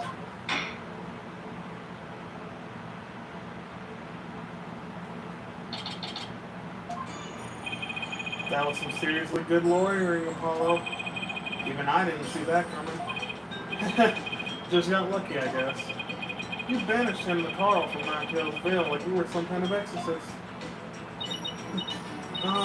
There's still one thing I don't understand. How come LaBelle didn't kill Mayor Tenma too? He could have set it up so the mayor murdered the alderman and then died from the counterattack. That would have removed at least one possible fly from the ointment. I was wondering about that too. But I have a hunch Lavelle was biding his time. He was planning on exposing the Nine-Tailed true identity himself. Huh? Well, why? Because the mayor was the amazing Nine-Tails. Had Lavelle succeeded in framing Mayor Tenma for the murder, the wrestler's popularity would have plummeted once his identity was revealed. Oh, I get it. If the Amazing Nine-Tails was just killed, he'd die a hero. But if he was proved a villain, his fans would abandon him, making the merger that much easier. Right. Then, when the merger was completed and everything cooled down, he'd be able to slip the Forbidden Chamber at his leisure. What an insanely intricate plot. Call. Most excellent job clearing my name. A feat worthy of the Demon Lords of Ooh. Why are you still acting like Temataro again? Let this be of no concern to you. How could it not concern me? Temataro, be gone! Ah! Jinxie, seems like ages since I've laid eyes on you. Oh, Papa, you're finally back?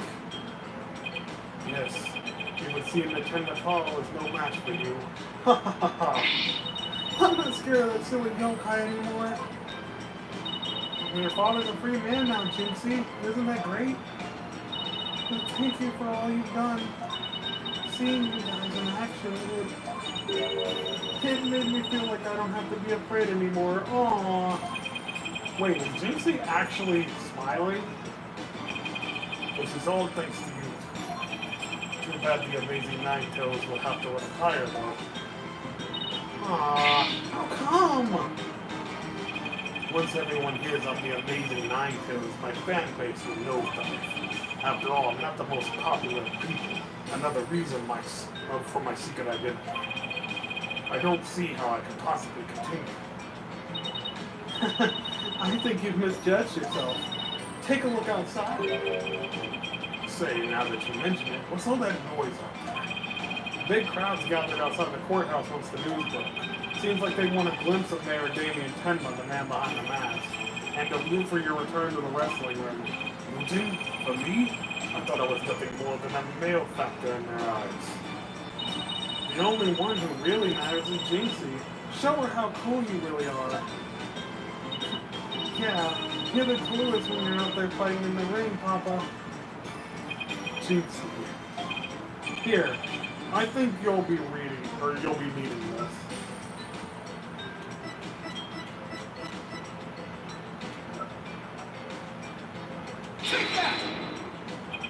Thank you. Now, if you would excuse me. I don't want to keep my fans waiting.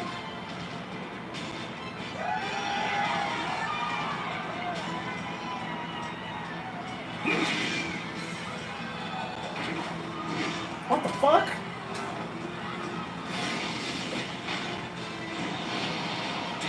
Nine-Tails fail forever!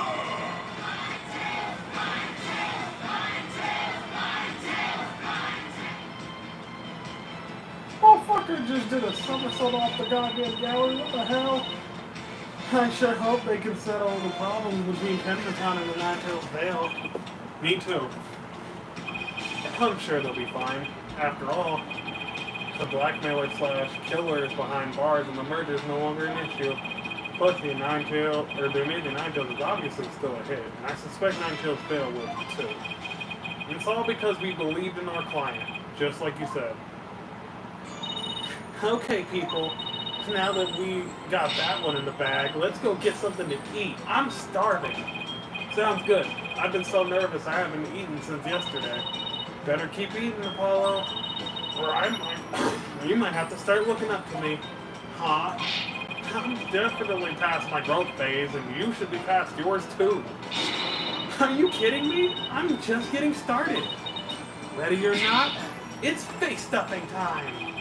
Keep eating like that, and the only direction you'll grow is sideways. Very funny. But I've got a hollow leg. I can eat as much as I want without gaining an ounce. Really? Wow, I can't wait to see this. Calories? Huh. Just try to stick them on me. Alright already, you two. Let's get going before the old man closes shop. Eldoon's Noodles isn't an all-night standing. I'm with Mr. Wright. Let's go. I've been waiting to have a bowl from there ever since Mr. Wright told me about them. Well, what are we waiting for? The noodles are on me today, so I expect some serious eating from you two. Yay, thanks, boss. I won't let you down.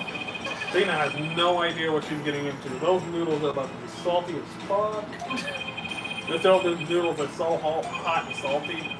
2 bowls would kill a man. Damn. That was our first case together, and it felt like nothing could bring us down after that. The dark age of the law seemed so distant, so irrelevant to our small, cozy office.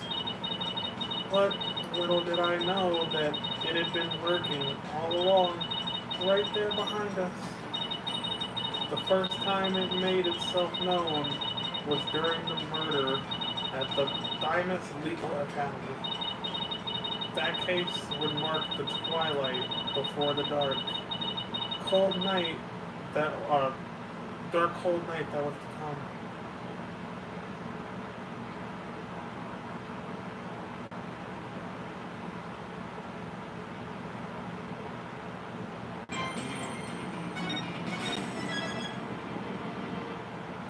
Turnabout Academy.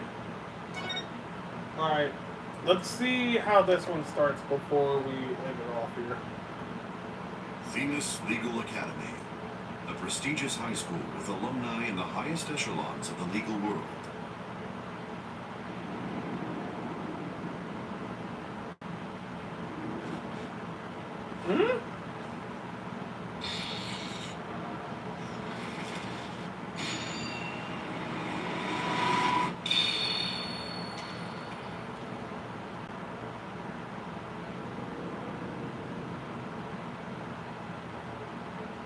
Junie?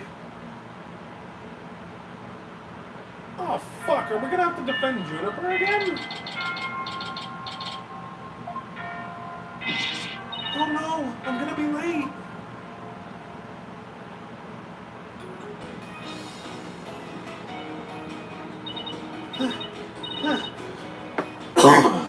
Whew, finally.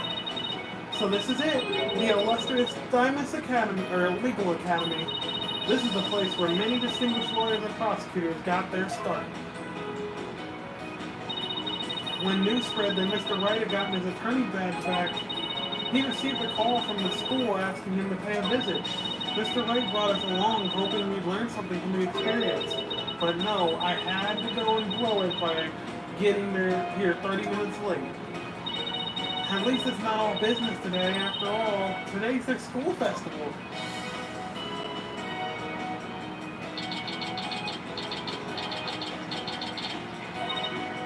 Wow, this place has a school festival written all over it, literally. But why all the cold stares? Is it because everyone's in a school uniform except me? Oh, I like the way I dress.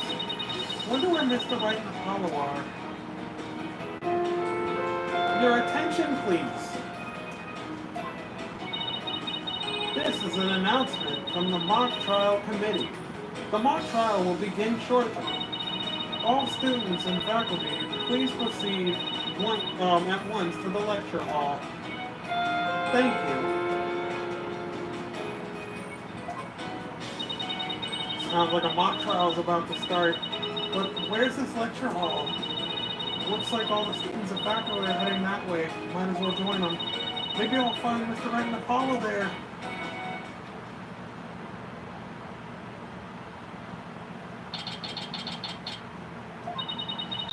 This must be the lecture hall.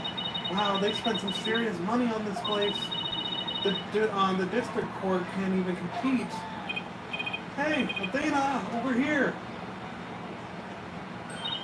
Ah, Mr. Wright, Apollo. I've been looking for you two. I'm sorry I'm late. It's okay. Sorry we couldn't wait for you. But we didn't want to be late for our meeting. Lucky for you, the person we're supposed to be also seems to be running late.